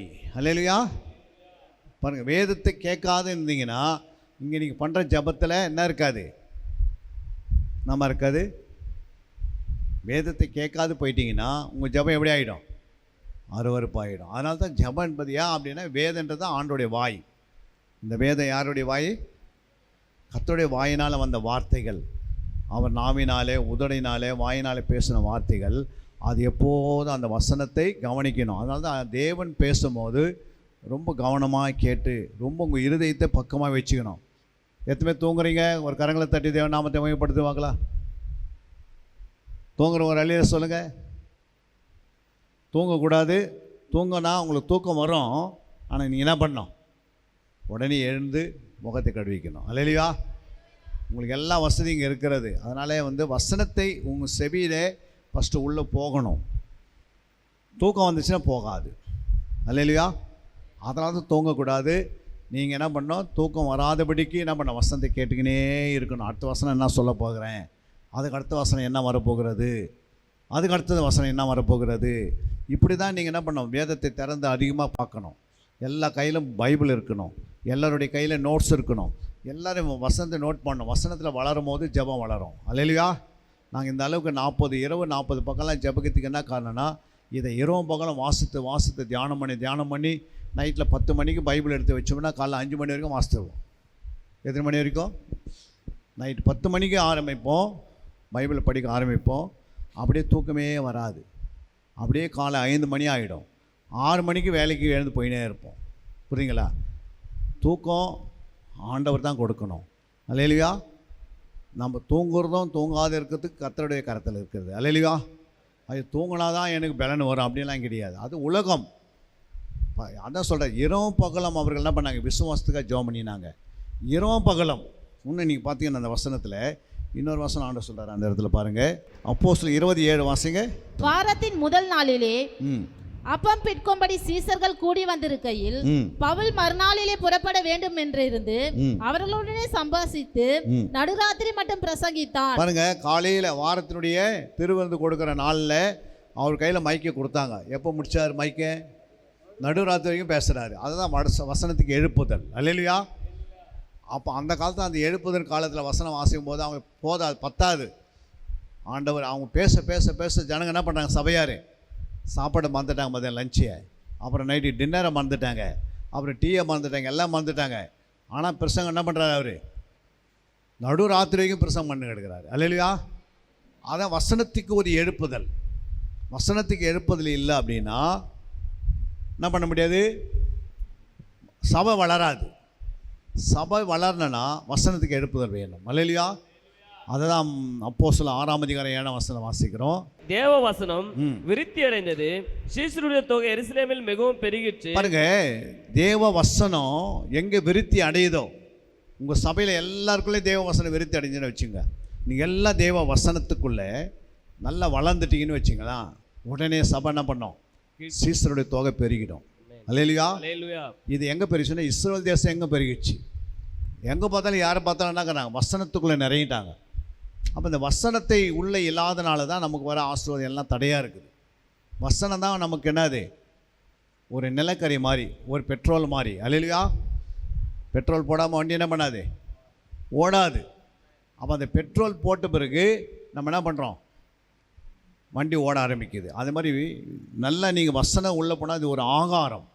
நம்ம சரித்து உள்ளான மனிதனுக்கு வசனம் என்பது ஒரு ஆகாரம். அல்லேலூயா. அது பலமான ஆகாரன்றது எபிரேயர் 5:14 வாசிக்கிறேன். இது பலமான ஆகாரம். வாசிங்க. பலமான ஆகாரமானது நம்மை தீமை இன்னதென்று பயிற்சியினால் பகுத்தறியத்தக்கதாக முயற்சி செய்யவும் நாணம் திரையந்தங்களை பூரண வயதுள்ளவர்களும் ஆக்கும். அல்லேலூயா. அல்லேலூயா. அங்கே வசனம் நீங்கள் எல்லாம் பைபிளை திறந்து பாருங்க. பலமான ஆகாரம். என்னது? என்ன ஆகாரம்? பலமான ஆகாரம். அப்படின்னா என்ன? பலமான ஆகாரம்னா என்னம்மா? நீதியின் வசனம் 13ஆம் வசனம் சொல்லுது. அதிலே 13, பால் உண்கிறவன் பால் உண்கிறவன் குழந்தையா இருக்கிறபடியினால் நீதியின் வசனத்தில் பழக்கமில்லாதவனாய் நீதியின் வசனத்தில் பழக்கம் இல்லை. இந்த நீதியின் வசனம் தானே அது பலமான ஆகாரம். பைபிளில் இந்த பலமான ஆகாரத்தை நீங்கள் புசிக்கணும் அப்படின்னா என்ன செய்யணும்? பலமான ஆகாரம் நீங்கள் புசித்தா என்ன நடக்கும்? உங்களுக்கு பலமான ஆகாரத்தை புசித்தா என்ன நடக்கும்? நல்லா ஒரு நாளைக்கு எனக்கு தெரிஞ்சு மிலிட்ரியில் வந்து பார்த்தீங்கன்னா கேமில் ஸ்போர்ட்ஸில் இருக்கிறாங்க. அந்த ஸ்போர்ட்ஸ் வந்து பார்த்தீங்கன்னா அவங்க பாக்ஸராக இருப்பாங்க. பாக்ஸர் கேள்விப்பட்டிருக்கிறீங்களா? பாக்ஸர் போடுவாங்கள்ல, கராத்தே போட்ட மாதிரி பாக்ஸர். அவங்களால பார்த்தீங்கன்னா நாங்கள் அவங்களுடைய சாப்பாடு நாங்கள் போய் பார்த்துருக்குறோம். கிட்டத்தட்ட பார்த்தீங்கன்னா ஒரு 40 முட்டை சாப்பிடுவாங்க ஒரே டைமில். எத்தனை? 40 முட்டை. அப்படி சாப்பிட்டாங்கன்னா உடனே அந்த 40 முட்டை 2 மணி நேரத்தில் ஜீரணமாகிடும். ஏன்னா அவங்க அப்படி சாப்பிட்டா தான் ஒன்றத்தை அடிக்க முடியும். இல்லையா? அந்த அடியை தாங்கணும்ல. தாங்கணுமா தாங்கக்கூடாதா? தாங்கணும். அப்போ அவங்களுடைய ஆகாரம் என்ன பண்ண 40 முட்டை சாப்பிட்ருப்பாங்க, 20 ரொட்டி சாப்பிட்ருப்பாங்க, கூடவே 4-5 பழம் சாப்பிட்ருப்பாங்க, இன்னும் மட்டன் சாப்பிட்ருப்பாங்க. இதெல்லாம் சாப்பிட்டுட்டு போய் 2 ஹவர் ஓடி எக்ஸசைஸ் பண்ணான்னா அப்படியே வேறு வெளியெல்லாம் போயிடும் வெளியே. இல்லையா? வேறு வெளியே வந்துடும். அந்த ஆகார ஜீரணம் ஆகிடும். அப்போ அவங்களுடைய முன்னாடி வந்து ஒருத்தர் நிற்கிறாங்கன்னா அவங்கள பார்க்கும்போதே சொல்லிவிடுவாங்க, நான் ஒரே அடியில் அவனை தள்ளிடுவேன்னு, அடிச்சிடுவேன்னு.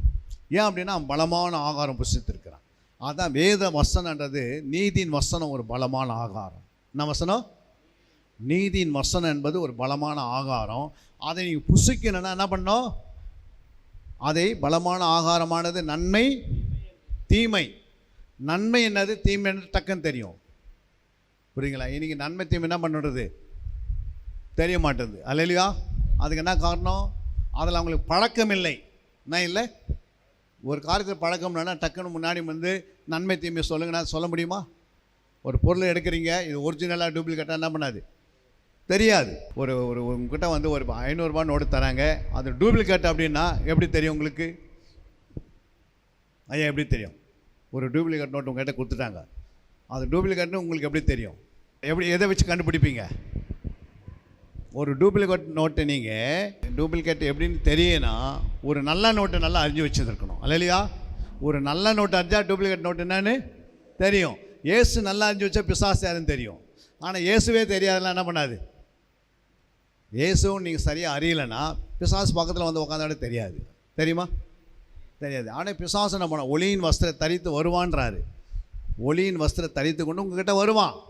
ஏன் வருவானா? உங்களுக்கு எந்த பகுதியில் தெரியும் அந்த பகுதியை பலவீனப்படுத்துவான். எங்கே உனக்கு பலவீனமாக இருக்கிறீங்க அந்த இடத்துல கை வைப்பான். எங்கே கை வைப்பா? நீ பலவீனானாலும் நீ பலவானன்னு சொல்ல கடவுள்னு சொல்லப்பட்டிருக்குது. நீங்கள் எப்போவுமே உங்களுடைய பலவீனத்தை வாயை திறந்து நீங்கள் பேசும்போது கண்டுபிடிச்சிடுவான். சிம்சோன் மேலே ஒரு அபிஷேகம் இருக்குது, ஆனால் அந்த என்ன பண்ணல அந்த ஸ்திரிக்கு. நம்ம அந்த ஸ்திரிக்கு தெரியல. புரியுங்களா? அப்போ அந்த ஸ்திரி கேட்குறாங்க, உன்னுடைய அபிஷேகம் உன்னுடைய பலன் எங்கே இருக்கிறது கண்டுபிடிக்கணும் அப்படின்னு நயம் காட்டுறாங்க, வஞ்சிக்கிறாங்க. வாசிங்க அந்த வசனத்தை. நியாயாதிபதி புஸ்தகத்தில் 16ஆம் அதிகாரம் 16ஆம் வசனத்தில் அவன் எப்படி கண்டுபிடிக்கிறான் பாருங்க, தந்திரமா. இப்படி அவனை தினம் தினம் தன் வார்த்தைகளால் நெருக்கி பாருங்க, தினம் தினம் வார்த்தையினாலே நெருக்கி அலட்டி கொண்டிருக்கிறபடியால் சாகத்தக்கதா அவன் ஆத்மா விசனப்பட்டு. பாருங்க, சாகத்தக்க அப்படின்னா என்ன? அந்த தெளிலால் என்ற அந்த ஆவி தினந்தோறும் தினம் தினம் ஒரு வார்த்தை போட்டுக்கினே வராங்க சிம்சோனுக்குள்ள. போட போட போட அவங்க ஆத்மா என்ன பண்ணுது? ஆத்மா சாக ஆரம்பிக்குது. ஆத்மா செத்து போயிடுது. அவனுடைய ஆத்மா சாக அடிக்கிறான். அப்போ என்ன பண்ண, தினந்தோறும் உங்களுக்கு ஃபோன் ஒன்று தெளிலால் மாதிரி உட்காந்துக்குது கையில். இப்போது அந்த ஃபோனை எடுத்து வச்சுக்கினீங்கன்னா அது உங்களுடைய இருதயத்தை என்ன பண்ணும்? அந்த செல்ஃபோனில் வர வார்த்தை சிலது நீங்கள் தேவையில்லாத பார்த்து அதே பார்த்துனே இருந்தீங்கன்னா அந்த வார்த்தை உள்ளே போய் என்ன பண்ணும்? உங்கள் ஆத்மா சாகடிச்சிடும். புரியுங்களா? இன்றைக்கி தெளிலாலே இருக்குது யார்? ஃபோன் தான் தெளிலால். இல்லையா? அது நன்மை இருக்குது, நன்மையை அதிகமாக பார்க்க மாட்டோம், தீமை தான் பிசாசு பார்க்க விடுவான். அதனால் நீங்கள் செல்ஃபோன் என்ன பண்ண அதிகமாக யூஸ் பண்ணக்கூடாது. ஏன் யூஸ் பண்ணக்கூடாது? உங்கள் ஆத்மா கெட்டு போயிடுச்சுன்னா அப்புறம் என்ன பண்ண முடியாது, திரும்ப வராது. இன்றைக்கி அந்த சிம்சோனுக்குள்ளே தினம் தினம் ஒரு வார்த்தையை அலட்டி கொண்டே இருக்கும்போது, புரியுங்களா, அப்போ கேட்குறாங்க, என்னன்னு உன் அபிஷேகம் உன் பலன் எங்கே இருக்கிறது? கயிறுனால் கட்டுறாங்க, ஒன்றும் நடக்கலை. செயினெல்லாம் என்னென்னமோ ட்ரை பண்ணுறாங்க. ஆனால் சிம்சோனை என்ன பண்ண முடியல, சிம்சோனுடைய வல்லமை கண்டுபிடிக்க முடியல. ஆனால் எப்படி கண்டுபிடிக்கிறாங்க? தினம் தினம் தினம் உட்காந்து உன்னுடைய பலன் எங்கே இருக்குது எங்கே இருக்குது எங்கே இருக்குது கேட்கும் போது ஒரு நாள் அவனே சொல்லிடுறான், என்னுடைய பலன் எங்கே இருக்குது, என் முடியில் இருக்குதுன்னு சொன்ன பிறகு மொட்டை அடித்த பிறகு அவன் பலவீனமாயிடுறான். அது பிறகு அவனை மாவரைக்க வைக்கிறாங்க, அப்புறம் அவனை கையில் கட்டுறாங்க, என்னென்னமோ செய்கிறாங்க. ஒரு அபிஷேகம் பண்ணப்பட்ட ஒரு ஊழியக்காரன், ஒரு விசுவாசி இன்றைக்கி எங்கே வந்தால் தெருவுக்கு வந்து நின்ட்டான். அல்லேலூயா. இப்போ பிசாசு தினந்தோறும் உங்ககிட்ட வருவான். எது வரைக்கும் வருவானா, உனக்கு மரணம் சந்திக்கிற வரைக்கும் வருவான். அல்லேலூயா. முடிவு தான் முக்கியம். அல்லேலூயா. யோபு சொல்கிறாரு, ஆரம்பம் அற்பமாக இருக்கும், முடிவு. அப்போ முடிவு சமாதானமாக இருக்கணும், பூரண சமாதானமாக இருக்கணும். நம்ம மரணம் சந்திக்கும் போது பூரண சமாதானத்துக்கு போய் மறிக்கணும். பூரண அந்த ஆரோக்கியமான அந்த விலைப்பாறுதலுக்குள் போவதற்கு பூரணத்தோட முடிவு ஊழியம் பார்த்தீங்கன்னா ஆரம்பம் எப்படி இருக்கும் பாருங்க. அங்கே வாசிக்கலாம், வசனம் பாருங்கள். 2 நாளாகும் 20ஆம் அதிகாரம் 1ஆம் வசனம். இதற்கு பின்பு மோவாப் புத்திரரும் அம்மோன் புத்திரரும் அவர்களோட அம்மோனியருக்கு அப்புறத்தில் உள்ள மனுஷரும் கூட யோசபத்துக்கு விரோதமாய் யுத்தம் பண்ண வந்தார்கள். யார் வந்தது? 1 மோவாப் புத்திரர், அம்மோன் புத்திரர் அவர்களோட அம்மோனியருக்கு அப்புறத்தில் உள்ள மனுஷரோடு கூட யோசபத்துக்கு விரோதமாய் யுத்தம் பண்ண வந்தார்கள். அவங்க என்ன பண்ணாங்க? உடனே என்ன செய்யற? அடுத்த வசனம் சொல்லுது, சிலர் வந்து யோசபத்தை நோக்கி, உமக்கு விரோதமாய் ஏராளமான ஜனங்கள் கடலுக்கு அக்கறையில் இருக்கிற சீரியாவிலிருந்து வருகிறார்கள். இதோ அவர்கள் எக்கேத்தியா ஆகிய ஆசோன் தாமோரிலே இருக்கிறார்கள் என்று அறிவித்தார்கள். அப்பொழுது யோசபத் பயந்து கர்த்தரை தேடுதலுக்கு ஒருமுகப்பட்டு யூதாவெங்கும் உபவாசத்தை கூறுவித்தான். பாருங்க, 3 கூட்டம் வருது, 3 எதிரிகள் வந்தவருக்கு அவன் என்ன பண்றான்? அன்னைக்கு ஃபர்ஸ்ட் கிளாஸ் உபவாசத்தை போடுறான். அல்லேலூயா. ஆண்டவர் ஜெயத்தை கொண்டு வராரு இல்லையா? ஒரு பெரிய வெற்றி கிடைச்சிது. ஆனால் அவன் முடிவு பாருங்கள், அவனுடைய முடிவு என்ன ஆச்சுன்னு அதே பாருங்க. அதே அதிகாரத்துக்குள்ள அவன் முடிவு எங்கே இருக்கிறது? 35ஆம் வசனத்துக்கு வந்தீங்கன்னா, அதற்கு பின்பு யூதாவின் ராஜாவாகிய யோசபத் பொல்லாப்பு செய்கிறவனான அகசியா என்னும் இஸ்ரவேலின் ராஜாவோடு தோழமை பண்ணினான். அல்லேலூயா. பாருங்க, கடைசி முடிக்கும் போது அவன் எங்கே போய் முடிச்சிட்டான்? பொல்லாப்பு செய்கிறா மாறிட்டான். அதுக்கு என்ன காரணம்? ஆரம்பத்தில் கரெக்டாக தான் ஊழியம் செய்யணும் வந்தான். ஆரம்பத்தில் கரெக்டாக தான் நம்ம இருப்போம், ஓடுவோம், உடையிடுவோம், தலை கொடுப்போம், இதை கொடுப்போம், எல்லாத்தையும் விற்று கொடுப்போம், இதை அதை செய்யணும். ஆனால் போக போக போக போக போக பார்த்தீங்கன்னா முடிவு பார்த்தீங்கன்னா பொல்லாத மனிதனோடு அவன் இணைஞ்சி தன்னுடைய ஆத்மாவை இழக்கிறான். அல்லேலூயா. யோசித்து பாருங்கள். அப்போ யோசபத் ஆரம்பத்தில் இப்படி எதிரி வரான்னு சொன்ன பிறகு உடனே என்ன பண்ணுறான்? எதிரியே எதிர்த்து நிற்க ஒரு உபவாசம். அல்லேலூயா. ஏன் அப்படின்னா அந்த உபவாசத்தில் என்ன இருக்குது? ஜெயம் இருக்கிறதுன்னு அவனுக்கு தெரிஞ்சிச்சு. அப்போ உடனே ஜனங்களை கூட்டுறான், யூதர்களையும் இஸ்ரவேலர்களையும் கூட்டி சேர்ந்து ஒரு மனதோடு எக்காலம் ஊதி ஜெபம் பண்ணி அந்த நாளெல்லாம் அவன் என்ன பண்ணுறான்? உபவாசத்தில் இருக்கிறான். ஒரு பெரிய வெற்றி வருகிறது, புரியுங்களா? ஆனால் முடிவு பார்த்தீங்கன்னா அவனுடைய முடிவு அவன் தப்பான ஆளோடு இணைந்து தன்னுடைய ஆத்மா எடுக்கிறான். அல்லேலூயா. அதே யூதாஸ் பாருங்கள், ஆரம்பம் எப்படி இருந்தது? இயேசுவோடு இணைந்து நல்லா ஊழியம் செய்தான். ஆனால் அவனுடைய முடிவு எப்படின்னா மாறிச்சு? அழிவாக மாறிச்சு. அல்லேலூயா. ஆண்டோட்டி விலகி போயிட்டான். அதே நீங்கள் பாருங்கள், சவுல் ராஜா ஆரம்பத்தில் அபிஷேகம் பண்ணப்பட்டு வல்லமையான ஊழியக்காரனாக காணப்பட்டான், ஒரு நாள் வல்லமையான ராஜாவாக காணப்பட்டான். கழுதுக்கு பின்னாடி போனவனை கொண்டு வந்து அவன் என்ன செய்தார்? ஒரு பெரிய ராஜாவை மாற்றினார். முதல் ராஜாவை மாற்றினது யார்? பென்யமீன் கோத்திரத்தில் தான் இந்த சவுல் ராஜா. ஆனால் முடிவு பாருங்கள், சவுல் ராஜாவுடைய ஒரு குறி சொல்கிற ஆவிகிட்ட போய் கேட்குறான், என்னுடைய முடிவு என்ன அப்படின்னு கேட்குறான். அதுக்கு நேரத்தம் கத்தரை விட்டு கொஞ்சம் கொஞ்சமாக பிசாசு ஆரம்பத்தில் உன்னை விட்டுட்டா கூட முடிவில் வந்து எப்படியாவது உன்னை என்ன பண்ணுவான்? கவர் பண்ணிவிடுவான். புரியுங்களா? அதனால தான் நிறைய பேருடைய முடிவு பாருங்கள், சூடியத்தில் விசுவாச குடும்பங்களை பாருங்கள், ஆரம்பத்தில் நல்லா ஜெபம் பண்ணுவாங்க, நல்லா இரவு ஜெபங்களுக்கு வருவாங்க, விடாத முயற்சி வருவாங்க. ஆனால் முடிவு பாருங்கள், அந்த விசுவாசுடைய நிலம் பார்த்தீங்கன்னா பின்னிட்டு போய் எப்படி ஆகிடுறான்? சொல்லுங்கள். இந்த லோத்துடைய மனைவியுடைய நிலைமை எப்படி ஆயிடுச்சு? ஒரு உப்புத்தனாக மாறிட்டாங்க. அல்லேலூயா. அனானியா சப்பீரானுடைய நிலைமை ஆச்சு. அபிஷேகம் பெற்றுக்கொண்டாங்க. 120 பேர் இருக்கும்போது அவங்களும் அபிஷேகம் பெற்றாங்க. ஆனால் அவங்களுடைய முடிவு 5ஆம் அதிகாரத்தில் செத்து போய் கிடக்கிறாங்க சபையில். அதுக்கு என்ன காரணம் சொல்லுங்கள்? ஆண்டவர் அறிகிற அறிவு குறையாயிடுச்சு, கர்த்தரை தேடுவது குறைவாயிடுச்சு, ஜபம் குறைவாயிடுச்சு. புரியுங்களா? நிறைவான ஒரு ஆசீர்வாதம் வந்துடுச்சு. வாசிங்க அந்த வசனத்தை.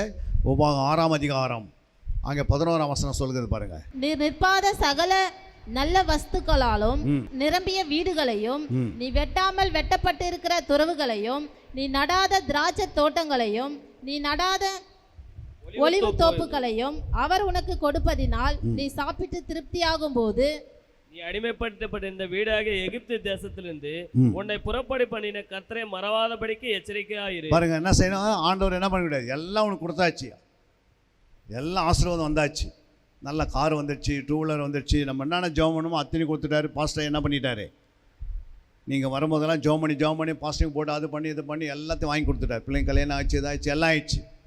புரியுதுங்களா? இப்போ ஆண்டவர் என்ன சொல்கிறாருன்னா, நீ வந்தே பாரு எந்த தேசத்துலேருந்து, நான் உன்னை எப்படி கொண்டு வந்தேன், அது மறுபடியும் என்ன பண்ணக்கூடாது, மறந்து விடக்கூடாது. அல்லேலூயா. அதை நினைக்கூறு, நீ எந்த நிலைமையிலேருந்து வந்தாயோ அந்த நிலைமையை அடிக்கடி யோசித்து பார்க்கணும். நான் எந்த நிலைமையில் வந்தேன் அப்படின்னு எனக்கு தெரியும். அதே நிலைமையில் இன்றைக்கி ஆண்டு உயர்த்தி வச்சிருக்கிறாரு. ஒரு நாள் பிசாசு சொல்லுவான், எல்லாத்தையும் நீ பெற்றுக்கொண்ட அப்படின்னு. இல்லை, முடிவு வரைந்தவருக்கு அவர் ஊழியத்தை செய்துனே இருக்கணும். அல்லேலூயா. நம்முடைய திட்டங்கள் என்ன பண்ணணும், நம்முடைய நோக்கங்கள், திட்டங்கள், தீர்மானம் என்ன செய்திருக்கணும், இன்னும் இல்லை பெருசாக ஆக்கினே இருக்கணும், இன்னும் பெரிய ஜபத்தை போட்டுக்கினே இருக்கணும், இன்னும் இப்போ லாங் சைஸ் போகணும். இதே ஜபம் இல்லை, இன்னும் அதிகமான ஜெபிக்கணும், இன்னும் போயினே இருக்கணும். நீ உன் மேலே அபிஷேகம் கொடுத்துனே இருப்பார். அபிஷேகம் பிறகு ஜபம் என்ன பண்ணோம், அபிஷேகம் வளர வளர ஜபம் வளரும், அபிஷேகம் வளர வேத வசனம் வளரும், அபிஷேகம் வளர ஆத்மா பெருகிடும் சபை. அல்லேலூயா. ஏன்னா அபிஷேகம் குறையும் போது ஜபம் குறையும். புரியுங்களா? அதனால தான் அங்கே சொல்கிறார், எரேமியா 2ஆம் அதிகாரம் 13ஆம் வசனம், என் ஜனங்கள் 2 தீமைகளை செய்தார்கள், 2 தீமைகளை செய்தார்கள். ஜீவ தண்ணீர் ஊற்றாக என்னை விட்டு விட்டார்கள், தண்ணீர் நிற்காத தொட்டிகளாக வெடிப்புள்ள தொட்டிகளை தங்களுக்கு வெட்டி கொண்டார்கள். பாருங்க, என் ஜனங்கள் எத்தனை தீமை செய்தாங்க, 2 தீமைகள். யாரு? சபையார். ஆமென். என் ஜனங்கள் சொல்றாரு, என் ஜனங்கள் எத்தனை தீமை, 2 தீமைகள்.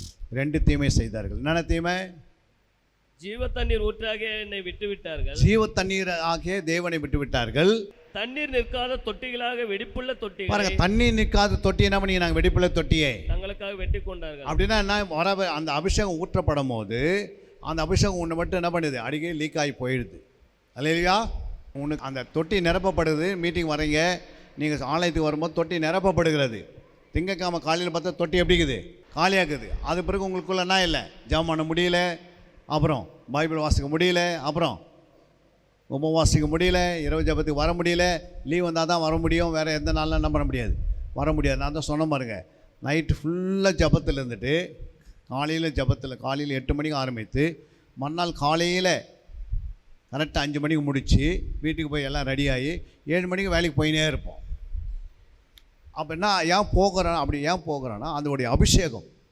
அல்லேலூயா. தேவ அபிஷேகம் இருக்கிற வரைக்கும் என்ன பண்ண முடியாது. பரலோகத்தில் என்ன பண்ணுவோம், இரவு பகல் அங்கே என்ன நடக்கும், எப்போதும் துதி ஆராதனை, எக்காலம் 4 ஜீவன 24 மூப்பர்கள் என்ன பண்ணுறாங்க, இரவும் பகலும் ஆண்டவரை ஸ்தோத்திரம் பண்ணினே இருக்கிறாங்க. அந்த இடத்துக்கு போய் நம்ம நிற்க வச்சா நான் பண்ண முடியுமா? ஆண்டவரே என்னால் இங்கேயே முடியல. இங்கே ஆவியில் நீ பலன் கொண்டாதான் அங்கே செய்ய முடியும். போய் இங்கே ட்ரைனிங் இல்லைன்னா அங்கே போய் பண்ண முடியுமா? ஐயா, இங்கே நீங்கள் ட்ரைனிங் எடுக்கணும், இங்கே பயிற்சி எடுத்தால் தான் அதை போய் அங்கே செய்ய முடியும். இங்கே ஆவியில் நீங்கள் எப்படி இருக்கணும், மாம்சத்தில் பேசக்கூடாது, ஆவியில் அனலாக இருக்கணும்னா உன் ஜப நேரத்தை பெருக வைக்கணும். அல்லேலூயா. ஆண்டவர் என்ன சொல்கிறாரு, பலப்படுன்றாரு. இன்னும் பலப்படு, இன்னும் அதிகமாக பலப்படு, இன்னும் அதிகமான அபிஷேகம். உன் தொட்டி என்ன பண்ணு, எந்த இடத்துல லீக் ஆகுதுன்னு கண்டுபிடி. எந்த குற்றங்கள் நீ இப்போ செய்து கொண்டிருக்கிற, எந்த தவறுகள் செய்தால் அது என்ன பண்ண, ஒரு தொட்டி என்ன இருக்குது, வெடிப்புட்டு இருக்குதுன்னு அர்த்தம். புரியுங்க? அடிக்கடி பாவம் செய்துனே அந்த என்னாவும் தொட்டி லீக் ஆகிருக்குதுன்னு அர்த்தம். அல்லேலூயா. அதை சரி செய்யணும். உனக்குள்ளே எந்த குற்றம் இருக்கக்கூடாது. உன்னை இன்றைக்கி நைட்டு ஆண்டவர் வராருன்னா உனக்குள்ளே எந்த குற்றம், உனக்குள்ளே என்ன இருக்கக்கூடாது, யாதொரு குற்றம் இருக்கக்கூடாது. கரை திரை முதலானவை ஒன்றும் உனக்குள்ளே இருக்கக்கூடாதுன்னு வெளிப்படுத்த 14ஆம் அதிகாரம் 4-5 வாசிக்கலாம். தங்களை கரைப்படுத்தாதவர்கள் இவர்களே, கற்புள்ளவர்கள் இவர்களே, ஆட்டுக்குட்டியானவர் எங்கே போனாலும் அவரை பின்பற்றுகிறவர் இவர்களே. இவர்கள் மனுஷரிலிருந்து தேவனுக்கும் ஆட்டுக்குட்டியானவருக்கும் முதற் பலனாக மீட்டுக் கொள்ளப்பட்டவர்கள். பாருங்க என்ன சொல்றாரு 14:4, ஸ்திரியானவர்களால் தங்களை கரைப்படுத்தாதவர்கள் இவர்களே. ஸ்திரீகளால் என்னது, ஸ்திரீனா என்ன, ஸ்திரீகளால் என்ன அர்த்தம்? அதுக்கு தான் வசனத்தை என்ன செய்யணும், தேடி வாசிக்கணும். அதில் ஜோடி இல்லாதராது, அதில் குறையாது, ஆவியானவர் அதை சேர்ப்பார். அப்போ எல்லா வசனத்துக்கு என்ன இருக்குது, ஜோடி இருக்கிறது. அப்போ இதனுடைய ஜோடி எங்கே இருக்குது? அப்போ ஆண்டவர் சொல்கிறார், ஸ்திரீகளால் கரைப்படாதவர்கள் இவர்களே. அப்போ ஸ்திரீகளெல்லாம் என்ன? அதே 1:28 வாசிங்க. யாக்கோபு 1:28. திக்கற்ற பிள்ளைகளும் விதவைகளும் படுகிற உபத்திரவத்தாலே அவர்களை விசாரிக்கிறதும் உலகத்தால் கரைப்படாதபடிக்கு தன்னை காத்துக் உலகத்தால் கரைப்படாதபடி தன்னை காத்துக் கொள்கிறவர்களே பிதாவாகிய தேவனுக்கு முன்பாக மாசில்லாத சுத்தமான பக்தி உள்ளவராய் இருக்கிறது. பாருங்க, பிதாவுக்கு முன்பாக மாசில்லாத சுத்தமான பக்தியா இருக்கிறது. அப்போ ஸ்திரீ என்றால் உலகத்தால், அல்லேலூயா, உலகத்தால் கரைப்படாதபடிக்கு. அப்போ உலகனா என்ன? உலகனா என்னம்மா? உலகம் என்றால் 1 யோவான் 2:15 உலகனா என்னன்னு சொல்றாரு? உலகத்திலும் உலகத்தில் உள்ளவைகளிலும். பாருங்க, உலகத்தில் ஒன்னு என்ன சொல்றாரு? உலகம், அப்புறம் உலகத்திலும் உள்ளவைகள். ஒன்று உலகன்றாரு, ஒன்று உலகத்தில் உள்ளவைகளில் அன்பு கூறாதிருங்கள். அன்பு கூறாதிருங்கள். ஒருவன் உலகத்தில் அன்பு கூர்ந்தால், உலகத்தில் அன்பு கூர்ந்தால் அவனிடத்தில் பிதாவின் அன்பில்லை. அப்போ நீங்க உலகத்தில் அன்பு கூர்ந்தீங்கன்னா உங்கள்கிட்ட என்ன இல்லை? பிதாவின் அன்பு இல்லை. அடுத்தது, ஏனெனில் மாம்சத்தின் இச்சையும் கண்களின் இச்சையும் ஜீவனத்தின் பெருமையுமாகிய உலகத்தில் உள்ளவைகளில் எல்லாம் பிதாவில் உண்டானவைகள் அல்ல, அவைகள் உலகத்தில் உண்டானவைகள். பாருங்க, உலகத்தில் அப்படின்னா என்ன? உலகத்தில் உண்டானவைகள் என்ன? கண்கள் இச்சை. அப்போ கண்கள் இச்சைனா என்ன? உன்னுடைய ஆத்மாவில் என்ன இருக்கக்கூடாது? கரை இருக்கக்கூடாது. அல்லையா? கரை இல்லாததுக்கு தான் கண்கள் இச்சை. கண்கள் இச்சை உங்களுக்குள்ள இருக்குது ஆத்மாலன்னா, அந்த உள்ளுக்கிற ஆத்மாவுக்கு என்ன இருக்குது? கண் இருக்குது, ஆத்மா கண்கள். புரியுங்களா? அது கரையாக இருக்கக்கூடாது. அல்லையா? அப்போ உலகத்தின் இச்சை அதான் கண்கள் இச்சை. ரெண்டாவது மாம்ச இச்சை. மாம்ச இச்சைனா என்ன? சரீரம். சரீரத்தில் அதிகமான தீனி, அதிகமான சாப்பாடு. அதான் அந்த வசனம் சொல்லுது அங்க. நீதிமொழிகள் 23:1-2. நீ ஒரு அதிபதியோட போஜனம் பண்ண உட்கார்ந்தால் உனக்கு முன்பாக இருக்கிறது நன்றாய் கவனித்து பார்.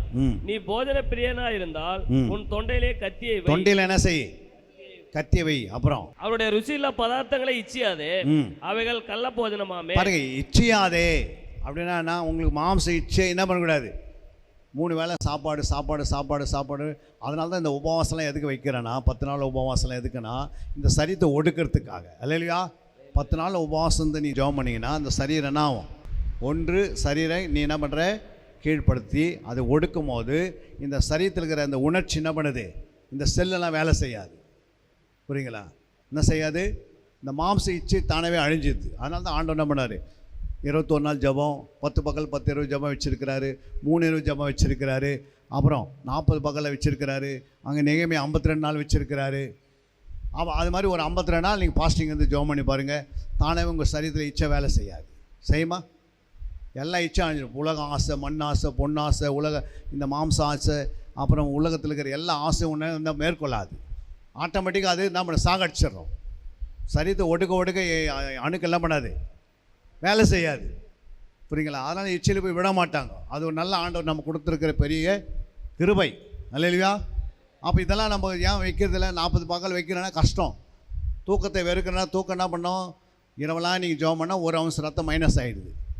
ஒரு இரவு ஃபுல்லாக நீ ஜெபம் பண்ணிங்கன்னா காலையில் நீ போய் நீங்கள் உங்களுடைய ரத்தத்தை டெஸ்ட் பண்ணி பார்த்தா 1 ounce மைனஸ் ஆகும். அப்போ ரத்தம் சிந்தி நம்ம ஜெபம் பண்ணுறோம் இரவு நேரத்தில். அதனால தான் என்ன பண்ணுறது? சீக்கிரம் ஐயா என்ன பண்ணுறாரு? எப்படியாவது 2 மணிக்குள்ள முடிக்கணும்னு உங்களுடைய விருப்பத்தின்படி சொல்லியிருக்கிறார். அல்லையா?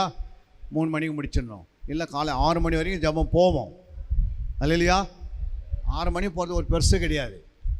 ஆவியன் நம்மோடு பேசுவார், நல்லா பாட்டு பாடி நல்லா ஜெபம் பண்ணி இன்னும் ஜெபம் பண்ணி 1 மணி நேரம் ஜெபம் பண்ணலாம், முழங்கால் படிட்டு ஜெபம் பண்ணலாம். இது மாதிரி சேரில் உட்காந்தாவே ஜெபம் வராது. எல்லாருக்குள்ளேயும் தரையில் என்ன பண்ணோம்? முழங்கால் படிக்கிட்டு கொஞ்ச நாள் முழங்காலை மூட்டை என்ன பண்ணோம்? தானாகவே பிசாசு வந்து முன்னாடி விழுந்து கிடப்பான். முழங்கால் பட்டிக்கிட்டான் உட்காந்துலாம் ஜெபம் பண்ண என்ன பண்ண முடியாது. அப்போ ஒரு யுத்த வீரன் எப்படி இருக்கணும்? முழங்கால நிற்கணும். முழங்கால யுத்த வீரன் பாட்டு பாடுறோம், முழங்கால நிற்கணும்னு. ஆனால் ப்ராக்டிக்கலாக என்ன பண்ணோம்? ட்ரைனிங் எடுக்கணும். அல்லையா? ஆமீன் கண்ணை திறந்த காட்டும் பிசாசு கீழே விழுந்து கிடக்குது. ஏன் விழுந்து கிடக்குது? முழங்கால் போடும் போதெல்லாம் பிசாசு கீழே வந்துடுவான். அவ்வளோ வல்லம் இருக்குது முழங்காலுக்கு. ஆனால் நம்ம அந்த முழங்கால் படவே மாட்டோம். கால்லாம் வலிக்குதுன்னு சொல்லுவோம். அதனால தான் பிசாசு மூட்டு வலியை கொடுத்து உங்களை முழங்கால் போடாதபடி தடை பண்ணுவான். அல்லையா? என்ன சொன்னேன் நான்? இப்படி உலகத்தில் அதாவது அங்கே ஸ்திரீகளால் கரைப்படாது இவர்களே. அப்போ உலகத்தில் கரைப்படாது இருக்கணும். அப்படின்னு கண்கள் இச்சை, மாம்சத்தில் ஜீவனு பெருமை பேசக்கூடாது எப்பவுமே. அல்லையா? மேட்டுமையாக இருக்கக்கூடாது. தன்னை தான் தாழ்த்தி தன்னை வெறுமையாக்கணும். அது ப்ராக்டிக்கலாக காட்டணும். இப்போது ஒரு பாடலை பாட போகிறோம். எழுந்து நிற்கிறோம். 1 நிமிஷம் எல்லா கரங்களை உயர்த்தி 1 நிமிஷம் சோத்திரம் பண்ணுங்க. அப்படியே ஆண்டவர் இவ்வளோ நேரம் நம்முடைய ஒரு செக்ஷனில் பேசியிருக்கிறாரு. ஹல்லேலூயா. நல்லா 2 கரங்களை உயர்த்தி ஆண்டவருக்கு முன்பாக நீங்கள் அப்படியே ஸ்தோத்திரம் பண்ணிக்கினே இருங்க. கட்டு தானே உடஞ்சிடும். இந்த மாதம் உங்களுக்கு ஒரு ஆசீர்வாதமான மாதம். இது 10 மாதம் முடிவு போகிறது. ஆனால் 10ஆம் மாதத்தில் ஒரு பெரிய விடுதலை. அன்பிற்குரியவர்களே, சத்திய வேத ஆராய்ச்சி வித்தியாசாலை தரிசன ஊழியம் 1. வடமாநிலத்தில் 300 திருச்சபைகளை உருவாக்குதல். 2. மாதம் ஒரு முறை எழுப்புதல் உருவாக்கும் எழுப்புதல் கூட்டம். 3. ஊழியர்கள், சபை தலைவர்கள், சுவிசேஷர்களுக்கென கருத்தரங்கு, அதாவது சத்திய வேத ஆராய்ச்சி நேரம். 4. டிவி ஊழியம். 5. பத்திரிகை ஊழியம். 6. CD DVD ஊழியம். 7. பவர் கேம்ப் அக்னி அபிஷேக முகாம். 8. உபதேச ஆராய்ச்சி கருத்தரங்கு ஊழியம். 9. நலிந்த குழந்தைகள் இல்லம். 10. 24 மணி நேர ஜெப மையம். 11. சத்திய தேவ ஆராய்ச்சி கல்லூரி. 12. சிறுவர்கள் உருவாக்கும் ஊழியம். 13. மருத்துவ முகாம். 14. ஜெயில் ஊழியம். 15. கைப்பிரதி ஊழியம். 16. கிராம ஊழியம். 17. மிஷனரியை உருவாக்கும் ஊழியம். 18. நன்றி துதி ஆராதனை கூட்டங்கள். 19. சமூக நலப்பணிகள் ஊழியம். 20. இன்டர்நெட் மூலமாக ஆன்லைன் படிப்புகள். இது விரைவில் வரவிருக்கின்றது. 21. தேவனுடைய வருகைக்கு ஆயத்தப்படுத்துதல். இதனுடைய நோக்கங்கள்: 1 கோடி சீடர்கள் உருவாகுதல், 1 கோடி ஜாமக்காரர்கள் உருவாகுதல், 1 கோடி யுத்த வீரர்கள் உருவாகுதல், 1 கோடி ஊழியர்கள் உருவாகுதல். தரிசனத்தை அவன் கண்டபோது அவர்களுக்கு சுவிசேஷத்தை அறிவிக்கும்படி கர்த்தர் எங்களை அழைத்தார். புறப்பட்டு போக பிரயத்தனம் பண்ணி. அப்போஸ்தலர் நடபடிகள் 16:10.